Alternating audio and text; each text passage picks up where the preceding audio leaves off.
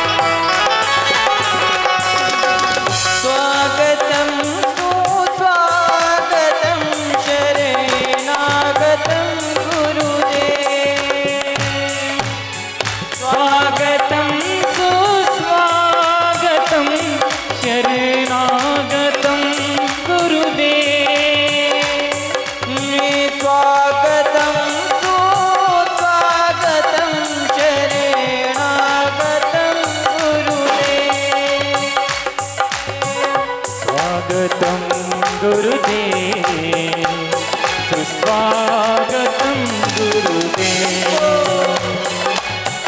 स्वागतम गुरुदेव, सुस्वागतम गुरुदेव।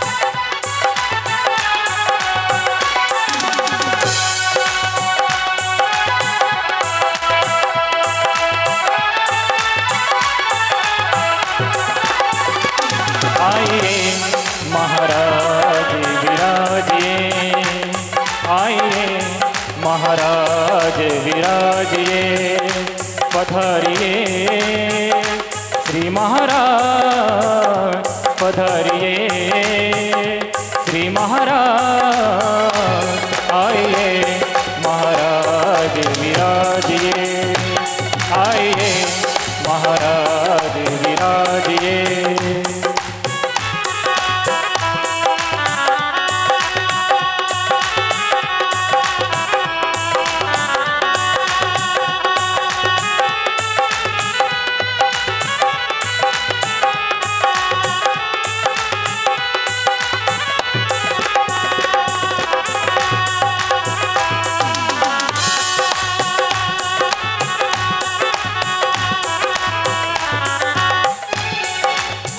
प्रेम सहित गदिय धरिए, प्रेम सहित गदिय धरिए, भाव अदर से कथा कहिए, भाव अदर से कथा कहिए, विराजिए श्री महाराज, विराजिए श्री महाराज, आइए महाराज विराजिए, आइए महाराज विराजिए।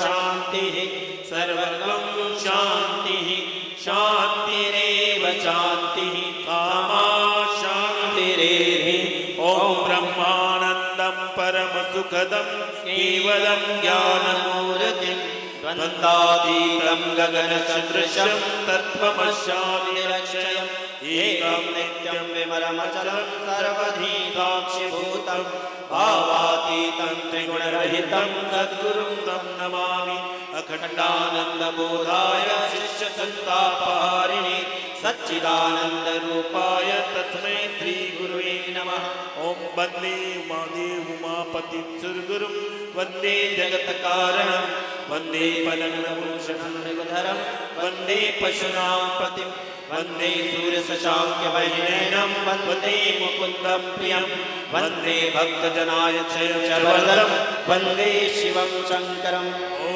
त्र्यम्बकं यजामहे सुगन्धिं पुष्टिवर्धनं वरवारुकमिव बन्धनान् मृत्योर्मुक्षीयमामृतात् व्यासाय विष्णुरूपाय व्यासरूपाय विष्णवे नमो वै ब्रह्मनिधे वासिष्ठाय नमो नमः नमोऽस्तु ते व्यासविशालबुद्धि वल्लालयाय पात्रनेत्र येन त्वया भारतत्रयपूर्णः प्रज्वलितो ज्ञानमया प्रदीपः प्रज्वलितो ज्ञानमया प्रदीपः।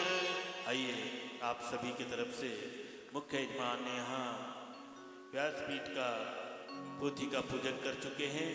सभी लोग दोनों हाथ जोड़कर व्यासपीठ को प्रणाम करेंगे।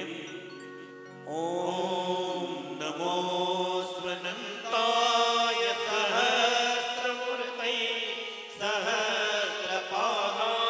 शिशिरोरवाणे सहस्रनाम्ने पुरुषाय शाश्वते सहस्रकोटि युगधारिणे नमः सहस्रकोटि युगधारिणे नमः।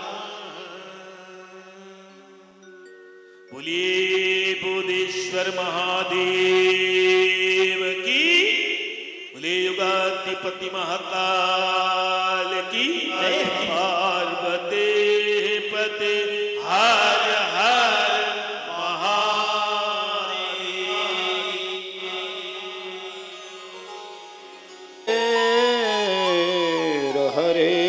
हरेर्वल्लभं कि वन्दे नागभुजङ्गभूषणधरं वन्दे शिवचिन्मयं वन्दे भक्तजनाश्रयं च वरदं वन्दे शिवशङ्करम्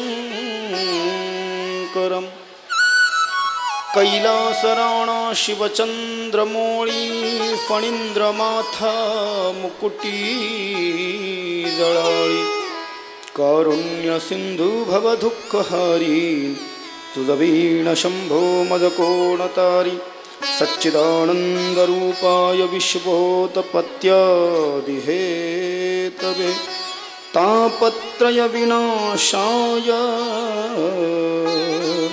श्रीकृष्णाय वयं नुमः। ओम नमो भगवते वासुदेवाय हरये परमात्मने प्रणतक्लेशनाशाय गोविन्दाय नमो नमः। सर्वमङ्गलमाङ्गल्ये शिवे सर्वार्थसाधिके शरण्ये त्र्यम्बके गौरी नारायणि नमोऽस्तुते। अतुलितबलधामं हेमशैलाभदेहं दनूजवनकृशाणं ज्ञानिनामावर्गण्यं सकलगुणनिधानमवानराणामधीशं रघुपत्ये प्रियभक्तं वातजातं नमामि। वाणी को पवित्र करने के लिए आज की पावन कथा में वृंदावन का पैटर्न का मंगलाचरण कर लेते, कथा में प्रवेश करते हैं। नमः कुंज विहारिण्य स्वामी श्री हरिदासाय गुरुनाम गुरवे नमः। श्री राधा मेरी स्वामिनी और मैं राधे जू को दास जन्म जन्म मोहे दीजियो श्री चरणन को बास श्री वृंदावन को बास भक्त भगति भगवंत गुरु चतुर नाम वपू एक इनके पद वंदन किए नाशत विघ्नेक कि जय जय श्री राधारमण जय जय श्री नवल किशोर अरे जय गोपिका चित चोर प्रभु जय जय माखन चोर। जरा दोनों हाथ उठा करके एक बार प्रेम से भगवान की जय जयकारा करेंगे। बोधेश्वर महादेव की पार्वते पतये हर हर महादेव। शिव महापुराण भगवान की जय। सद्गुरुदेव भगवान की जय। अपने अपने माता पिता की जय। वृंदावन बिहारी लाल की जय। आज के आनंद की जय। जय जय श्री राधे जय जय श्री राधे जय जय श्री राधे। बोला पुंडलीक वरदा हरि विठ्ठल। पंढरीनाथ भगवान की जय। माऊली ज्ञानेश्वर महाराज जगदगुरु तुकाराम महाराज की जय। शांति पर ब्रह्म एकनाथ महाराज की जय। अवधूत चिंतन श्री गुरुदेव दत्त दत्त दत्त। श्री राधे ओम नमः शिवाय। परम मंगलमयी परात्पर अखिलेश्वर भक्त वांछा कल्पतरु अकारण करुणा वरुणालय आशुतोष भगवान श्री शिव शंकर जी की कथा उन्हीं की महती कृपा से उन्हीं की अहेतु की अनुकंपा से श्रावण मास की पवित्र पावन उपलक्ष्य में भगवान बोधेश्वर इस जागृत देवताओं के आगमन से पवित्र हुई इस नगरी में भगवान बोधेश्वर मंदिर के प्रांगण में ही इस कथा का आयोजन अष्ट दिवसीय शिव महापुराण कथा का आज 7वां दिन है।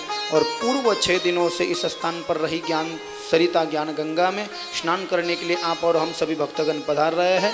आज भी जो भक्त प्रेमी कथा पंडाल में उपस्थित है उन सभी भक्तों को राधे राधे। जय श्री राम जय श्री कृष्ण ओम नमः शिवाय। जय माता दी जय गो माता दी।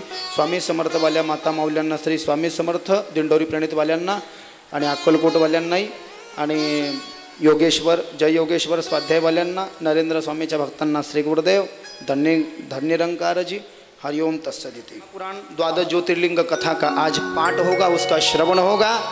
और एक दिन वैसे भी हमको क्रम में ज़्यादा मिल गया तर उद्या जास्ती जर आपल्या ऐकायला भेटेल आपल्याला।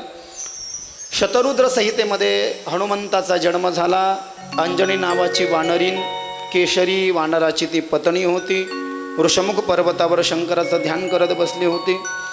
शंकर प्रसन्न झाले आणि ती अंजनी माता शंकराला म्हणाली तुम्ही माझे पुत्र बनून या भगवंता। आणि भगवान शंकरच तुका म्हणे रुद्रा अंजनीची या कुमारा। चैत्र शुद्ध पौर्णिमेसी सूर्योदय समयासी महारुद्र आले पोटी।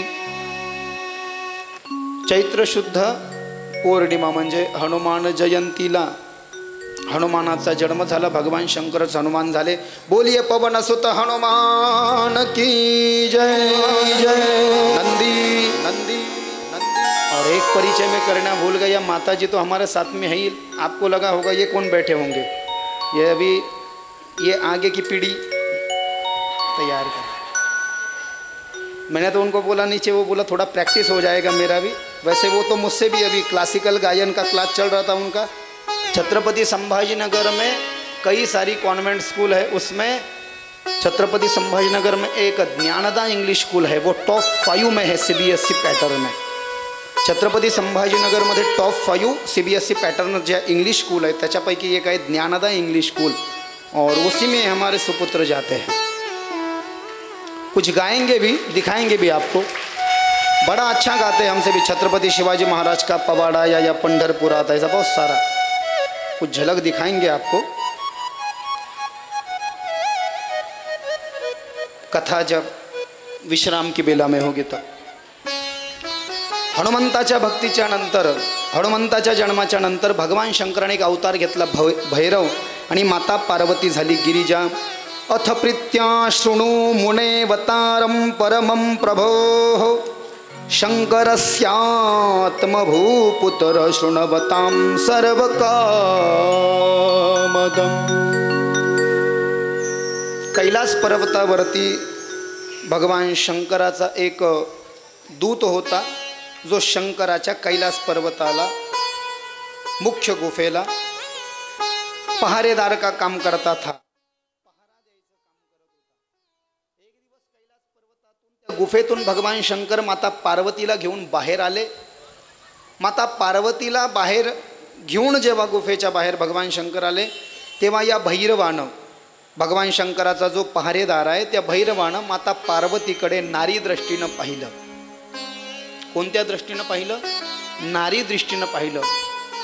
दुनिया में अपनी एक पत्नी छोड़ करके हमें सब माताओं को और बहनों को हमारी माँ समझना चाहिए बंधुओं। भागवत में लिखा गया, शास्त्र तो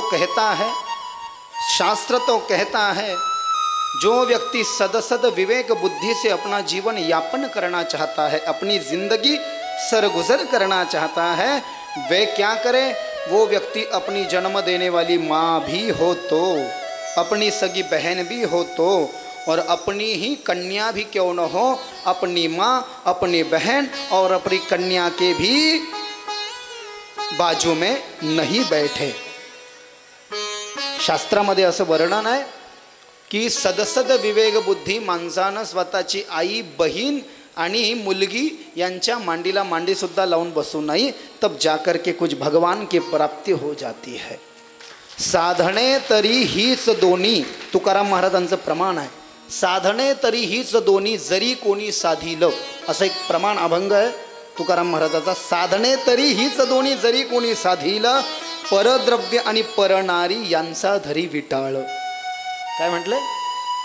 परद्रव्य आणि परनारी यांचा धरी विटाळ। कितना भी पूजा पाठ कर लो, जिन जिन बाबाओं ने फ्रॉड किए वो क्या कम ज्ञानी थे क्या भैया? ज़्यादा ज्ञानी थे, लेकिन झमेले में फंस गए। इसलिए एक काम करना चाहिए, खुद के रास्ते से ही चलना चाहिए और गुरु चरित्र की राह पकडनी चाहिए। गुरु चरित्र स्त्रियांनी वाचू नाही असं शास्त्र आहे। दिंडोरी प्रणीत स्वामी समर्थाचं जर का वाचलं, दिंडोरी प्रणीत स्वामी समर्थाच्या पद्धतीनं जर का ते वाचलं तर त्याच्यामध्ये दोष नाही असं दिंडोरी प्रणीतचं वर्णन आहे। कारण की त्याच्यामध्ये ओव्या कमी केलेल्या आहे, ज्या महिलांना वाचायच्या नाही आहेत ते। पण तरी पण जर का खरं शक्य होत असेल तर घरी पुरुषांनाच जर का ते वाचू दिलं तर लवकरात लवकर त्याचा फरक पडेल। आणि त्याच्यावरनं विषय निघाला की श्री स्वामी समर्थ साप्ताहिक केंद्र चालतं ना आपल्या गावामध्ये, हां, तर साप्ताहिक केंद्राला आता दैनंदिन करण्याची वेळ आली आहे आणि त्याला करायची आहे। आणि इथे खूप स्वामी समर्थ सेवेकरी आहे आणि खूप अनुष्ठान चालतात दिंडोरी प्रणीतच्या माध्यमातून। आणि म्हणून साप्ताहिक केंद्राकरता अगोदर या दोन बाया खूप फिरल्या होत्या, वंदन गरोटेताई आणि उषाताई अंधारे।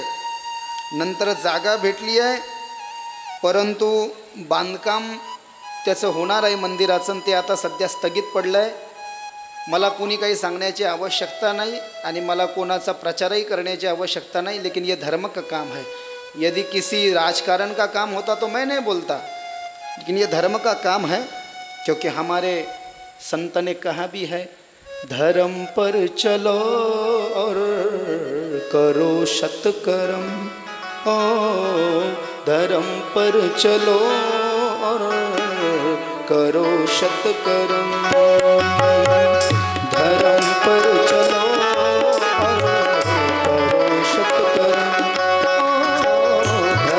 पर चलो करो सत्कर्म। तुम्हें तार देंगे, तुम्हें तार देंगे तुम्हारे कर्म। धर्म पर चलो करो सत्कर्म। धर्म पर चलो करो सत्कर्म।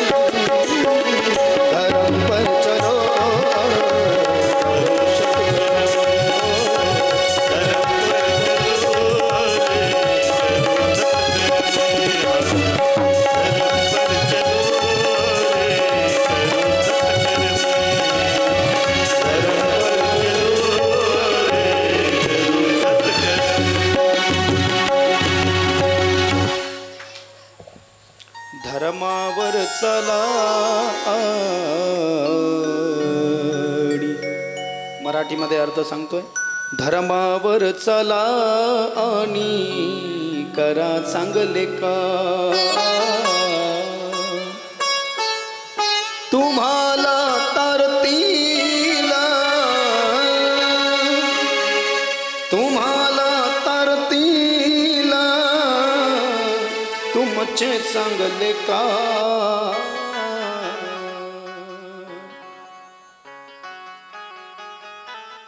व्यक्ति के मरने के बाद में वर्ष श्राद्धाचं कीर्तनही आपण इथे केलं।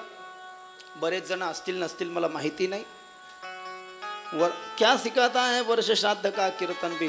दो ही चीजें साथ में लेके जाएगा आदमी, एक गलत कर्म और एक सत्कर्म, लेकिन दो फल होंगे उसके। सत्कर्म का फल गोलोक धाम की गठड़ी, दुष्कर्म का फल पाप की गाड़ियाँ और कई सारे दुख दर्द जीवन में।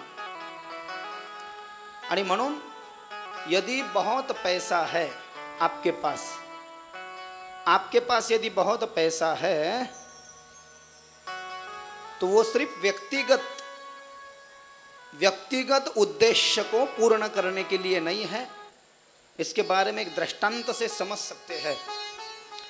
एक साधु रेलवे स्टेशन पर जा पहुँचे और उनको जाना था श्री अयोध्या जी, और अयोध्या में जाकर भगवान राम का दर्शन करना चाहते थे। इसलिए अयोध्या वाली ट्रेन पूछी कौन सी है, किसी ने बताया वो खड़ी है। वो साधु महात्मा बिल्कुल निष्काम थे, उन्हें व्यावहारिक ज्ञान नहीं था, पता नहीं था कोई टिकट गिकट होता है। वो महात्मा अयोध्या जाने के लिए उस ट्रेन में जाकर के बैठे। ट्रेन चलने से पहले ही टीसी ने पूछा, अरे वो साधु बाबा टिकट? वो बोले वो क्या होता है भैया, बिना टिकट के जा रहे हो, जुर्माना भरना पड़ेगा। टिकट कहाँ पे मिलेगा? उधर मिलेगा काउंटर पर। वो साधु महाराज टिकट लेने के लिए आए, काउंटर में खड़े हो गए। अब टिकट लेने के लिए भी दाम पैसा चाहिए, पैसा भी उनके पास में नहीं है। वो लाइन में खड़े हो गए टिकट लेने के लिए महात्मा जी। और टिकट जब लेने लगे तो टिकट देने वाला जो अफसर बैठा था अंदर, वो बोले कहाँ जाना चाहते हो? कहाँ? मैं अयोध्या जाना चाहता हूँ भगवान राम के दर्शन के लिए, पहली बार जा रहा हूँ, मुझे नहीं पता कि टिकट होता है। लेकिन वो अंदर वाला आदमी बोल रहा है कि टिकट चाहिए, तो भैया कृपा करके टिकट दे दो। वो बोले पहले पैसे दे दो। बोले पैसे तो मेरे पास नहीं है, तो फिर टिकट भी मेरे पास नहीं है। अब महात्मा जी निष्काम भाव से राम का दर्शन करना चाहते, लेकिन टिकट तो चाहिए भैया, रूल है, और इनके पास में टिकट के लिए पैसा नहीं है। तो साधु महात्मा टिकट निकालने के लिए रेलवे स्टेशन में जिस लाइन में खड़े थे, तो उनके ही बगल में एक दूसरी लाइन थी। टिकट निकाल के बहुत सारे विंडोज़ होती है, खिड़कियाँ, टिकट काउंटर, और दूसरी टिकट की उस खिड़की पर, उस काउंटर पर एक लाइन लगी थी, और उसमें एक सेठ जी थे, इधर को 5 अंगूठियाँ, इधर को 5 अंगूठियाँ, और बड़े जमाजम, और दोनों जेबों में नोटों की गड्डियाँ भरी पड़ी ऐसी उसने निकाली सेठ जी ने, और फिर आगे दिया और कहा 10 टिकट दे दो। तो फिर साधु महात्मा बोले, अरे ओ सेठ, अरे ओ सेठ, हाँ बाबा जी चल ले, मेरा भी टिकट निकाल दे। तो उन्होंने बोला जानना पहचान और मैं तेरा मेहमान। सेठ जी ने बोला साधु बाबा को, अरे भैया तेरी और मेरी जान पहचान भले ही न हो, लेकिन देख तेरे जेब में पैसा समाए से भी नहीं समा रहा है, और जितना तुझे चाहिए उससे कहीं ज़्यादा गुना भगवान ने तुझे दिया है। मेरा दृष्टांत खत्म हो रहा है यहाँ पर, सिद्धांत की ओर हम मुड़ रहे हैं। भैया तेरे जेब में समाए से भी नहीं समा रहा है, इसका मतलब भगवान ने तुझे ज़रूरत से ज़्यादा जो पैसा दिया है वो व्यक्तिगत स्वार्थ के लिए नहीं है। यदि भगवान ने हमारे जैसों की जेब भी तुझे दी है तो वो जगत कल्याण के लिए दी है और धर्म कल्याण के लिए दी है। जिसके पास में अरबों खरबों रुपए है वो ज़रूर धर्म का कार्य करे, जिसके पास में नहीं है उसकी बात अलग है। जिसके पास नहीं है उसकी बात अलग है। ज्याच्याकडे नाही काही प्रॉब्लेम नाही, ज्याच्याकडे नाही लक्षात ठेवा, मंदिरात जाऊन कधीही उदबत्तीची काडी केळाला नका टोचू। तुमच्या हाताला टोचलं चालेल का? तुम्ही केळाला काडी टोचल्यावर केळ तुम्हीही खाणार नाही आणि ते दुसऱ्याच्याही कामं राहणार नाही। टरबूजात काडी टोचली पूर्ण टरबूज खराब होणार, पपईत काडी टोचली पूर्ण पपई खराब होणार, बटाट्यात काडी टोचली पूर्ण बटाटा खराब होणार। आपल्याला टोचलं चालेल का काही? उदबत्तीच्या चटक्याचा अंगारा जरी आपल्या हातावर पडला तर आपण असा असा करतो, आपल्याला एवढाच चटका बसतो आणि ती उदबत्तीची काडी आपण त्या केळ्यामध्ये टोचतो। तो म्हणतो अरे क्या मैं तो तुझे तू मुझे खाए ऐसी मेरी इच्छा थी और तूने मुझ में ये लकड़ी चुभो दी। काही काही माता माऊल्या आमच्या खेड्यातल्या मंदिराचा दरवाजा बंद असताना सुद्धा, आता तर महादेवामो सगळेच उघडे झाले देव, म्हणजे उघडे म्हणजे मंदिर काही काही माता माऊल्या ते मंदिराचा दरवाजा बंद असतानाही काय केलं होतं माहिती का? आमच्या तिकडे एक माता माऊली आली, हातामध्ये पूजेचं ताट, पेढा गिढा, त्याच्यामध्ये चिल्लर आणि फूल। तिनं पाहिलं मंदिर बंद आहे तर बाहेरून करायचं। तिने असा पेढा घेतला, पेढा हे असा पेढा घेऊन त्या देवाच्या गेटमधूनच हे असं केलं आणि असं करून आणि पेढा घेऊन देवाच्या नाकावर, ठोकळा घेतला, ठोकळा डोक्यावर, फूल घेतलं, फूल पोटावर। देवाला नेमकं मारत होती, रडवत होती का भक्ती करत होती? हे असंच आहे म्हटले आपलं। आपण समजतोय भक्ती, पण होत आहे अंधश्रद्धा।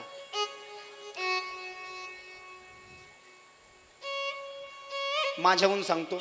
आता एखाद्याला वाटत असेल बुवा देवकीनंदन ठाकुर जी, अनिरुद्धाचार्य जी, मैं हम वृंदावनवासी है और ऐसे कपड़े पहनने की हिम्मत हम ही करते हैं, दूसरे की किसी के बस की बात नहीं है वो.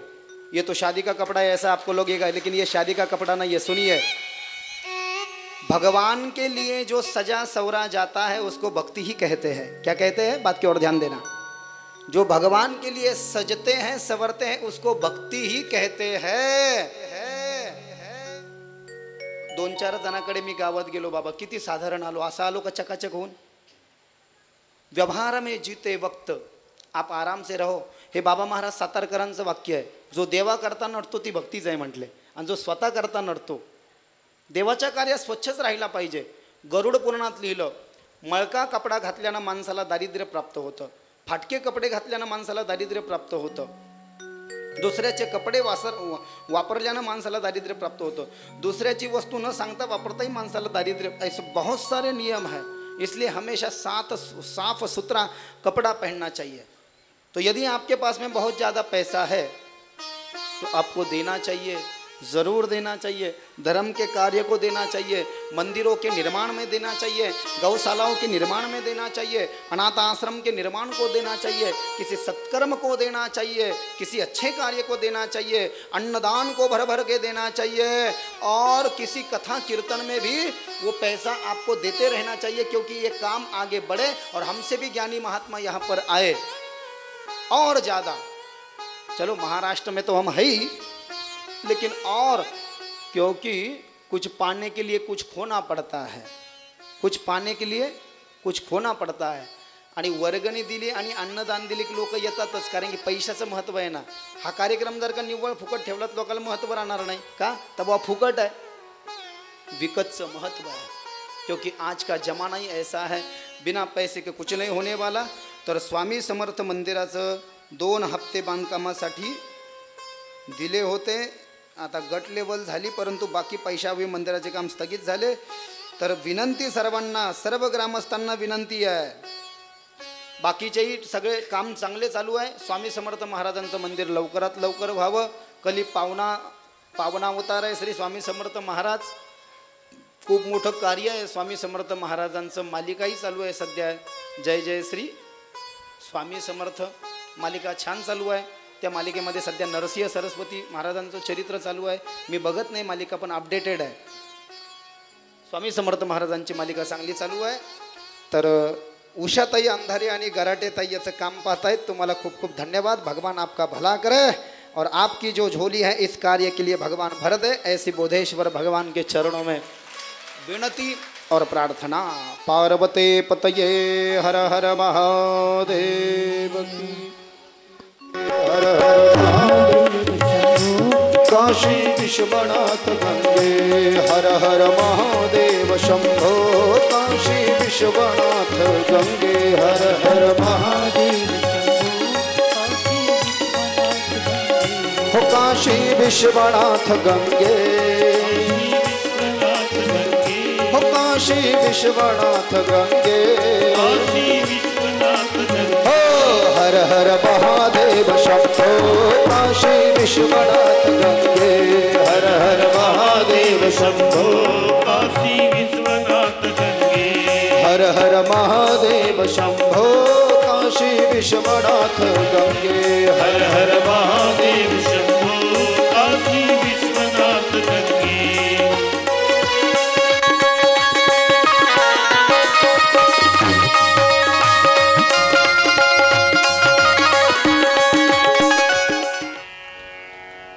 मसाडीचं पोरग कोण आहे? हा, रेडा. आणि रेडा कोणाचं वाहन आहे? अरे बोला, कोणाचं? यमाचं. म्हशीचं जर का दूध पिलं तर बुद्धीला जडत्व प्राप्त होतं, ज्ञानाची वाढ खुंटते. लक्षात येत आहे का? महाराज लोकांनी तर लसन कांदा, परम वैष्णव वृंदावन में कहते हैं हम तो लहसुन और प्याज खाते ही नहीं, तब जा करके थोड़ा दिमाग इतना स्पीड से भागता है. आपलं महाराज जेवायला बसला का कांदा नाही वाढीला आणि लिंबू नाही वाढीला. अरे बाबा बाकीच्यांचं ठीक आहे, पण महाराज लोकांनी. परम वैष्णव टीका विरोध किसी का नहीं है। लहसुन लहसुन और प्याज आयुर्वेद की दृष्टि में ठीक है, लेकिन अध्यात्म की दृष्टि में अवरोध उत्पन्न करता है, क्रोध उत्पन्न करता है, तामसी प्रवृत्ति को बढ़ाता है, आलस्य को बढ़ावा देता है, वासना को उत्पन्न करता है और साधना में क्लिष्टता उत्पन्न करता है। लहसुन प्याज, लसण आणि कांद्याची उत्पत्ती राक्षसाच्या रक्तापासून आहे। गरुड पुराणामध्ये शास्त्रामध्ये ज्यांना बीपी शुगरचा त्रास आहे त्यांनी घ्या, हरकत नाही। काही काही भाज्या कांद्याच्या ग्रेव्हीशिवाय चांगल्या लागत नाही, हे उत्तम सुगरण आमच्या माता माऊल्यांना माहिती असेल। काही काहीला नुसतं लसणाची फोडणी जरी पाहिली तर मस्त मजा वाटते, आहे की नाही? म्हणजे व्यक्तिगत एखाद्या कार्यक्रमामध्ये फोडणी नुसती लसाची लोक म्हणतात आहा काय स्वयंपाक आहे तो वो कोई बात नहीं, लेकिन अध्यात्म में इस बात का कोई स्थान नहीं है। पत्रावळीवर जेवण करावं। मदार का पत्ता, मदार का पत्ता, पीपल का पत्ता और वट का पत्ता, स्कंद पुराण में लिखा। मदार का पत्ता, मोहाच्या झाडाच्या पानापासून बनलेल्या पत्रावळीवर जर का जेवण केलं चातुर्मासामध्ये तर पित्रांची तृप्ती होते। पिंपळाच्या झाडापासून बनलेल्या पानाच्या पत्रावळीवर जर का जेवण केलं तर कुळाचा उद्धार होतो। वडाच्या झाडाच्या पानापासून बनलेल्या पत्रावळीवर जर का जेवण केलं तर अक्षय सुखाची प्राप्ती होते, असं वर्णन आहे। मदार का पत्ता, पीपल का पत्ता, वट का पत्ता, इन वृक्षों के पत्तों से बनी पत्तल, उसमें भोजन। लहसुन प्याज वर्जित, बासी खाना खाना नहीं, उसको पर्युषित कहा है गरुड़ पुराण में। गरुड़ पुराणामध्ये शिळं अन्न खाण्याला खूप मोठा दोष सांगितला आहे। आणि या 4 महिन्यामध्ये कमीत कमी नीट लक्ष द्या, 4 महिन्यामध्ये लसण नाही, चातुर्मासात कांदा नाही, आणखीन काय? कांदा नाही, लसण नाही, वांग नाही, मुळा नाही, कमीत कमी 4 महिन्यामध्ये तरी, कमीत कमी 4 महिने, नंतर 12 महिने। आणि जो 12 महिने लसन कांद्याला हात लावत नाही म्हणले उसके जैसा कोई सद्भक्त नहीं। समझ लेना सभी देवताएं उसके घर पर विद्यमान है। बोलिए वृंदावन बिहारी लाल की जय। गाय के दूध में बड़ी शक्ति है। शास्त्रज्ञों ने यह सिद्ध किया, गाय के दूध में सुवर्ण के तत्व मिले हैं, सोने के तत्व। उष्णता ज़्यादा है, गलत अर्थ मत लेना, आपको लगेगा बहुत ही पहन रखा है बाबा ने, इधर सोना उधर, बहुत ज़्यादा रियाज है गायन का, बहुत पढ़ाई है। रेगुलर की साधना, गुरु चरित्र, नवनाथ, मेरी स्नान, संध्या, हरिपाठ, काकड़ा, गीता मिला करके 3 घंटे का, इधर 3 घंटे का, बैठने का 3 घंटे का, 108 गुरु चरित्र के पारायण चल रहे वो 4 घंटे का। बड़ी उष्णता निर्माण हो रही है, कुछ भी हो सकता है, इसलिए ये सोना ज़्यादा पहनने से उष्णता कम होती है, मालूम है ना ये बात, इसलिए पहना है और अच्छा भी लगता है ना, वो तो बात अलग है। लेकिन ये कारण ये है, अभी ये उंगलियां मेरी खाली हैं, किसी की इच्छा हो तो भर सकते हैं।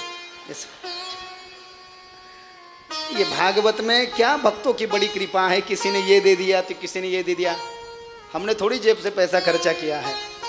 खरोखर उष्णतेचा जर का त्रास असेल तर सोनं घालावं, तरीही उष्णता कमी होत नसेल तर पंचरत्नाची अंगठी घालावी, गरुड पुराण में वर्णन है। तरीही उष्णता कमी होत नसेल म्हटले, ऐका ना, उष्णतेचा खूप त्रास होत असेल, पंचमुखी रुद्राक्ष को जल में डाले और विष जल का पान करे, उस जल को पिए, रुद्राक्ष का जल। ये सब लिखा ग्रंथ में है, वही बोल रहा हूं मैं, जो ग्रंथ में लिखा है वही बातें बोल रहा हूं। उष्णतेचा खूप त्रास है, खूप त्रास है उष्णतेचा, बीमारी का त्रास है। हर लोग घर में बीमार पड़ रहे हैं, बीमार ही पड़ रहे हैं। एक का अच्छा हो गया दूसरा बीमार पड़ रहा है, दूसरे का अच्छा हो गया तीसरा बीमार पड़ रहा है। घर में 3 दिन का दिव्य अनुष्ठान कर लो किसी ज्ञानी पंडित से गुरु चरित्र का, और क्या हिम्मत किसी तांत्रिक के भैया। अरे गुरु चरित्र का ग्रंथ देखने मात्र से बड़े बड़े तांत्रिक और करनी करने वाले भाग जाते वाले भाग। ऐसी शक्ति मेरे भगवान दत्तात्रेय में है, बस नाम में ही शक्ति है। बाधा नाशक दैवत है दत्तात्रेय।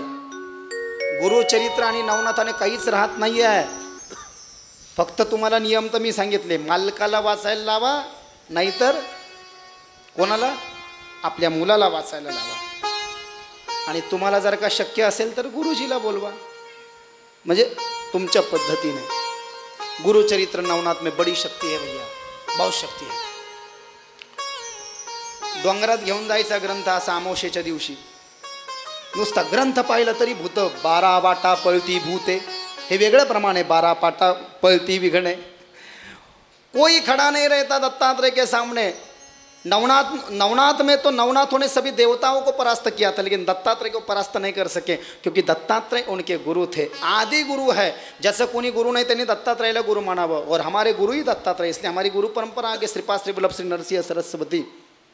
कारण की शरीर रूपातला गुरु पाहिजे, बिना गुरुचं ज्ञान नाही आहे. लक्षात घ्या. नवनाथामध्ये भर्तरीनाथाला दत्तात्रेयानं पाणीसुद्धा पिऊ दिलं नव्हतं. नवनाथात वर्णन आहे आणि गरुड पुराणात वर्णन आहे. ज्यानं गुरु केला नाही त्याच्या घरी जर का आपण पाणी केलं तर आपलं सगळं पुण्य लायाला जातं. हे नवनाथात वर्णन आहे, हे गरुड पुराणात वर्णन आहे, हे भागवतात वर्णन आहे. ज्यांनी गुरुमंत्र घेतला नाही त्याच्या घरी पाणी पिलं तरी दोष, आणि जेवण केलं तर महादोष, आणि मुक्काम केलं तर भयानक दोष. अहो असं वर्णन आहे, मी मनानं नाही सांगत आहे. जो भी कोई तुम्हारी गुरु होंगे, जिसमें तुम्हारे, मैं नहीं कहता कि मेरा ही ले लो, लेकिन जिसमें भी आपकी श्रद्धा हो, लेना जरूरी है भैया. गुरु ते थे ज्ञान. ज्ञानेश्वर महाराज ज्ञानेश्वरीमध्ये सांगतात, गुरु ते थे ज्ञान, ज्ञानी आत्मदर्शन. सदगुरु बिना नो है ब्रह्म ज्ञान. बिना गुरु के ज्ञान नहीं मिलता. कहते हैं ना, पानी पीना छान के और गुरु करना पहचान के. मन से इच्छा हो जाए कि यही गुरुदेव हमारे लिए ठीक है. दत्तात्रेय जैसे 24 गुरु तो कोई भी बना सकता है, इधर को 3 बार, इधर को 3 बार किसी अधिकारी का गुरु मंत्र लिया तो कल्याण निश्चित है प्यारे. और उसमें वक्त नहीं जाया करना चाहिए. जितक्या लवकर शुभस्य शीघ्रम, लवकरात लवकर करून टाकायला पाहिजे. उशिरा म्हणले तर काय सांगता. एक सेठ जी काशी को जाने के लिए निकले विमान से. विमान में बैठे, घर से फोन आया, हेलो क्या हुआ, माता जी चल बसी. और सेठ जी का काशी में जाने का सपना अधूरा रह गया. उड़ रहे थे काशी को जाने के लिए, माता जी चली गई, वो नहीं जा सके, कैंसिल करके घर पर चले गए. पुनः दूसरी बार उन्होंने विमान का टिकट बनाया और विमान में जा करके बैठने वाले थे, फोन आया, सेठ जी आपके भाई चल बसे. सेठ जी पुनः वापस घर पे चले गए. और तीसरी बार भगवान को प्रार्थना की, ये क्या कर रहा है भोलेनाथ, क्या तेरी इच्छा नहीं मैं तेरे दर पर आकर के माथा रखूं.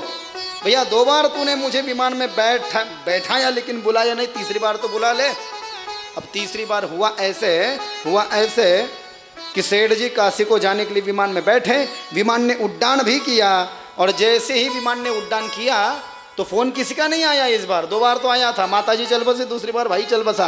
तीसरी बार विमान ने उड्डान किया, विमान चलने लगा. लेकिन सेठ जी को इतनी खुशी हुई, सेठ जी इतने हंसे, खुद ही परलोक सिधार गए. काशी को जाने से पहले ही कहाँ पे चले गए, अपने राशि को चले गए. भगवंताची इच्छा असल्याशिवाय भगवंतही तुम्हाला तिथे नेऊ शकत नाही. म्हणून जीवनामध्ये पित्रांच्या कार्याबद्दल बिलकुल प्रॉम्प्ट असावं, गुरुच्या कार्याबद्दल प्रॉम्प्ट असावं, देवाच्या कार्यामध्ये प्रॉम्प्ट असावं. जितना स्टैंडर्ड से आप करोगे उतना ही भगवान आपकी झोलियां भर के देंगे. क्यों भगवान को भी ऐसा ये करना. और काही ठिकाणी गेल्यावर पूजेला बसावं वाटत नाही. सांगा काही मंदिरात बसावं वाटतं का. माशा घनघन करतात, खाली पाणीच काय सांडलेलं आहे, लोकांचे पायच काय सटकतात, मुंग्याच काय असतात, मुंगळेच काय झालेले असतात. अरे काय हे, देवीच्या मंदिरात जाऊन लोक पुऱ्या तिथं खालीच ठेवतात. आमच्या तिकडचं सांगतो, इकडं चांगलं आहे ना, पुऱ्याही तिथेच ठेवतात, साखरही देवीच्या. बऱ्याच जणांनी देवाच्या मंदिराला पेढा चिटकवलेला आहे बाबा, साखर चिटकवलेला आहे. बरं ते तर त्याचं काही हुशार माता मावल्या आमच्या, त्यांनी तर देवाला प्रदक्षिणा मारताना, देवाच्या प्रदक्षिणा मारताना देवाचं मंदिर जे आहे ना, आणि पाठीमागं जो देव असतो, देवाच्या पाठीमागं जी भिंत असते त्या भिंतीला सुद्धा पेढा लावलेला होता. मागून देव खातो का काय, खरं आहे का खोटं आहे तुम्हीच सांगा. बरं जाऊ दे, याच्याही पुढे आणखीन एक सवय लोकांना, काय, बंद झालेले 4 आणे, 8 आणे, फाटलेल्या नोटा, चिटकवलेल्या नोटा सगळे कुठं देतात लोक माहिती का, पंढरपूरच्या पांडुरंगाला, बरोबर. आणि तिकडं बालाजीला खूप देतात. देव आपलेच आहे सगळे फाटके इकडे. एकाने तर मला अशी इंटरनॅशनल नोट दिली होती, नहीं दिलं तरी चालतं, शास्त्र सांगतं 1 रुपया भी यदि दिया जाए तो वो आप जिसको दे रहे हैं उसके उपयोग में यदि आ गया तो दान देने वाले का कल्याण हो जाएगा, और जिसने दान लिया है वो भी आपको आशीर्वाद दे देगा। देना तो अच्छा देना, गलत मत देना। ये यथा माप प्रपद्यंते ताम तथैव भजाम्य हम श्रीमद भगवद्गीतेमध्ये भगवान श्रीकृष्णाने सांगितलं, तुम्ही मला इथं जसं द्याल, बरं का ताई, तुम्ही मला इथे जसं द्याल तसंच मी तुम्हाला वापस देईल. म्हणजे कसं, म्हणजे असं, तुम्ही जर का मला इथं राईशनचे तांदूळ दिले, देव म्हणाला सोनकिडे लागलेले, तर मी पण तुम्हाला तिथं मेल्यावर वरती राईशनचेच तांदूळाची खिचडी देईल, बासमती तांदूळाची खिचडी देणार नाही.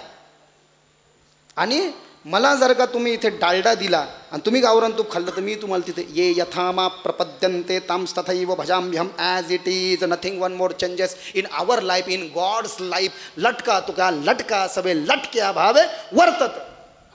हे अशा पद्धतीनं आहे. जसं तुम्ही जसं द्याल म्हटले देवाला तसंच तुम्हाला भेटणार आहे. एकानं मला इंटरनॅशनल नोट दिली. इंटरनॅशनल म्हणजे अशी होती, मोठी नोट होती, बरं चिटकलेली असते तर काही नाही, पण ती नोट अशी होती, अर्धी त्याच्या घरी आणि अर्धी माझ्या घरी, डायरेक्ट अर्धाच तुकडा. आणि घोळक्यात कळत नाही ना टाकली कोणी. आता इथं व्यवस्था नाही, नाही तर रोज लोक दर्शनासाठी तर असता, आम्ही खाली येऊन बसतो खुर्चीवर आणि लोक दर्शनाला तर घोळक्यात टाकून दिली असेल कोणी, पण टाकली कोणी हे तर एवढं लक्ष नाही ठेवू शकत ना. अरे बाबा लक्षात घ्या, ज्यांनी दिली त्याचाही फायदा नाही, माझा तर नाही, पण हा दोष आहे. शास्त्रामध्ये सांगितलं जसं उदबत्ती लावायची नाही केळाला, लक्षात ठेवा. महादेवाच्या वेदीवर पुरी वगैरे ठेवायची नाही, स्पेशल डिशमध्ये ठेवायचं ते पत्रावळी. बरेच लोक पेड्याचा बॉक्स आणतात आणि पेड्याच्या बॉक्सलाच पाणी फिरवतात, ते चुकीचं आहे. शास्त्रात सांगितलं चालत नाही. ते डिशमध्ये ठेवायचं, ताटामध्ये ठेवायचं. एखादा पेपर तरी घ्यायचा. देवाचे मंदिर घाण करू नका, कपड्याच्या देवाला आंघोळ नका घालू. महादेवाचं ठीक आहे बाबा, वो तो भोलेनाथ है, शरीर पर बदन पर उनका कपड़ा नहीं भैया, और दूसरे लोगों का कपड़ा भी. आपल्याला नुसतं रोडवरचं काही उडलं तर आपलं किती तळ पाहिजे मस्तकाला जाते. एखाद्याने चिखल जरी उडवला पावसाळ्यात तर, आणि आपण त्या ज्यांनी कपडे घातले त्यालाही आपण भिजवतो, काय उपयोग आहे. देवाला कधीच किडकं फळ व्हायचं नाही, किडका बेल व्हायचा नाही, फाटके नोट चढवायचे नाही. आपण जर का देवाला किडकं दिलं तर देवसुद्धा आपल्याला किडकंच देतो. हे असं अहो वर्णन आहे त्याचं. पांगुळ झालो देवा नाही हात ना पाय, पैसलो जयावरी तैरात हेटी थांबून पताटी दरडी न पाहे, आधार नाही कोणी मज मगना बाप, दाते होता न करा दाते पंढर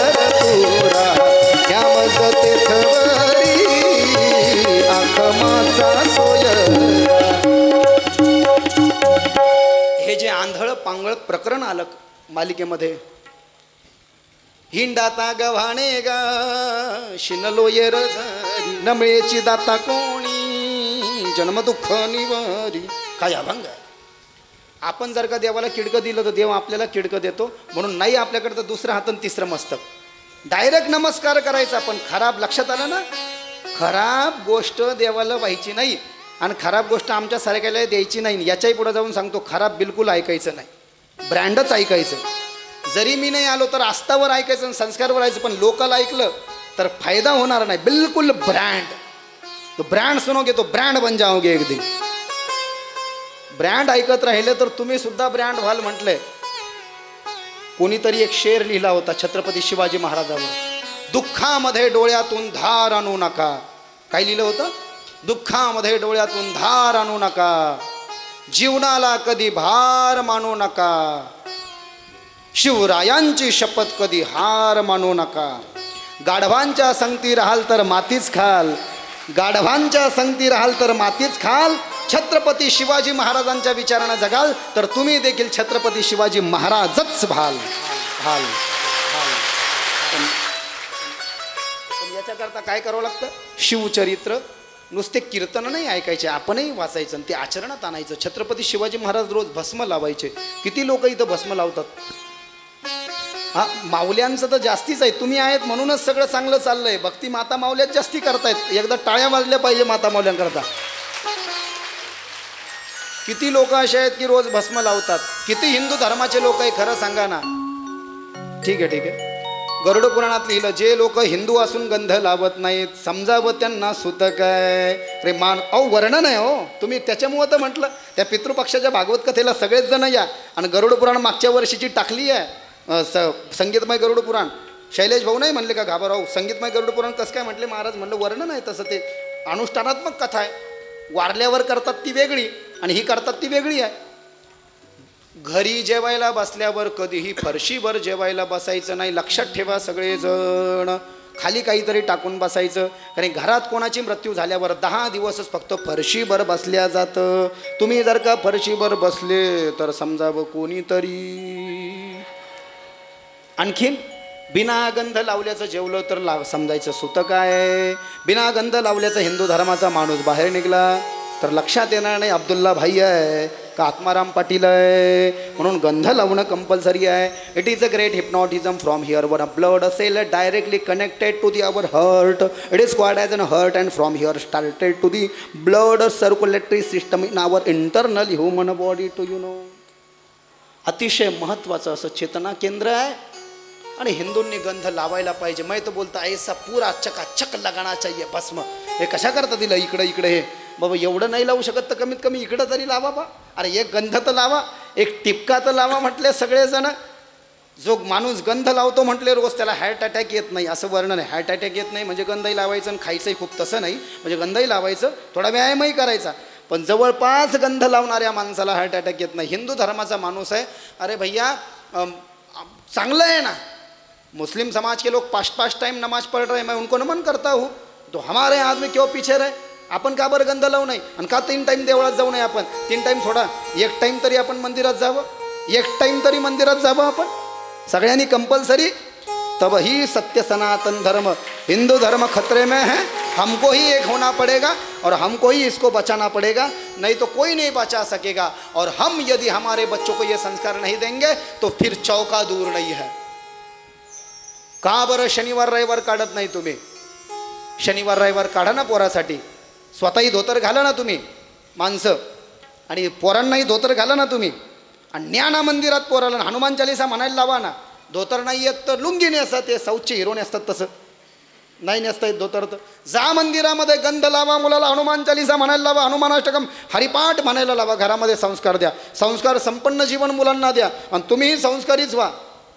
नाही तर अवघड आहे. ज्याचं चांगलं आहे मी त्याला नमन करतो, पण काही काही ठिकाणी गेल्यावर काहीच कळलं नाही. पाणी द्यायचं का आणि कुठं बसवायचं का, अवघड आहे सगळं. आणि म्हणून या सगळ्या गोष्टी महत्त्वाच्या आहेत. सनातन धर्म खरोखर संकटात आहे, आता वाढला आहे, पण त्याच्यातही आणखीन खूप आक्रमण होत आहेत, खूप आक्रमण होत आहेत, आघात झाले आहे, सगळं खराब पाहतो आहे आपण. म्हणून आत्ता दुपारी मी एका कार्यक्रमाहून आलो, तिथे सांगितलं व्हॉट्सॲप युनिव्हर्सिटीपासून दूर राहा. व्हॉट्सॲपवर काही येतं, शहानिशा करा हरकत नाही, पण चांगलं येतं, वादही येतं आणि त्याच्यामधनं भांडणं पेटतात, असं करू नका. आणि दुसरी गोष्ट अशी आहे की सोशल मीडियावरूनही जे चांगलं आहे तेच चांगलं घ्यावं आपण, वाईट घेऊ नाही. ड्रॉबॅक्स आहे, सिम्पटम्स आहे, फेलियर्स आहे. घ्यायला गेलं तर चांगलंही आहे आणि घ्यायला गेलं तर वाईटसुद्धा आहे. पण आपल्याला काय करायचं आहे आणि आपला रस्ता कोणता आहे हे आपल्याला ओळखता आलं पाहिजे. मी सांगतोय कशा करता पाहे, दुधावरनं एवढं विषय लांबला बा. गाईचं दूध, गाईच्या दुधानं माणसाची बुद्धी चालते आणि म्हशीचं दूध जर का पिलं ते थोडं जाड आहे. तुम्ही गाईचं दूध पहा, गाईचं दूध किती तापवलं चहा जरी केलं तर पातळच होईल आणि गाईच्या दुधानं जाड होईल. ते जाड आहे पण खरंच माणसाला जाड करतं. ढेरी ओबेसिटी. एक जण माझ्याकडे आला, देखो बोले महाराज जी मैं बॉडी गार्ड हूँ कि नहीं. मैंने बोला बॉडी गार्ड कम लग रहा है लेकिन ढेरी गार्ड ज़्यादा लग रहा है. माणसाला जाड करतं ना ते. तुम्ही घ्या पण कमी घ्या. अध्यात्मशास्त्रामध्ये दुधाचा उपयोग करावा. दधीची ऋषीनं दूध पिलं होतं म्हणून दधीच्या ऋषीच्या अस्त्या घेतल्या. दूध पिऊन गाईचं त्यांच्या अस्त्या बळकट झाल्या होत्या. इंद्रानं त्या अस्त्याचा प्रयोग वज्र नावाच्या शस्त्राला केला. वृत्रासुर मरण पावला, दधीची ऋषी मरण पावले. जुन्या काळातल्या माता माऊल्या सती जायच्या आणि सती जाताना म्हणजे नवराच नाही, आता सती जायचंही कारण काही वेगळं घ्यायचं नाही. जुन्या काळामध्ये मुघली आक्रमण झाले आपल्याकडे, निजामांचे आक्रमण झाले, कुतुबशहाचं आक्रमण झालं, इंग्रज आले, फ्रेंच आले, डच आले, पोर्तुगीज आले आणि सळो की पळो करून सोडला. इतिहास वाचा लक्षात येईल.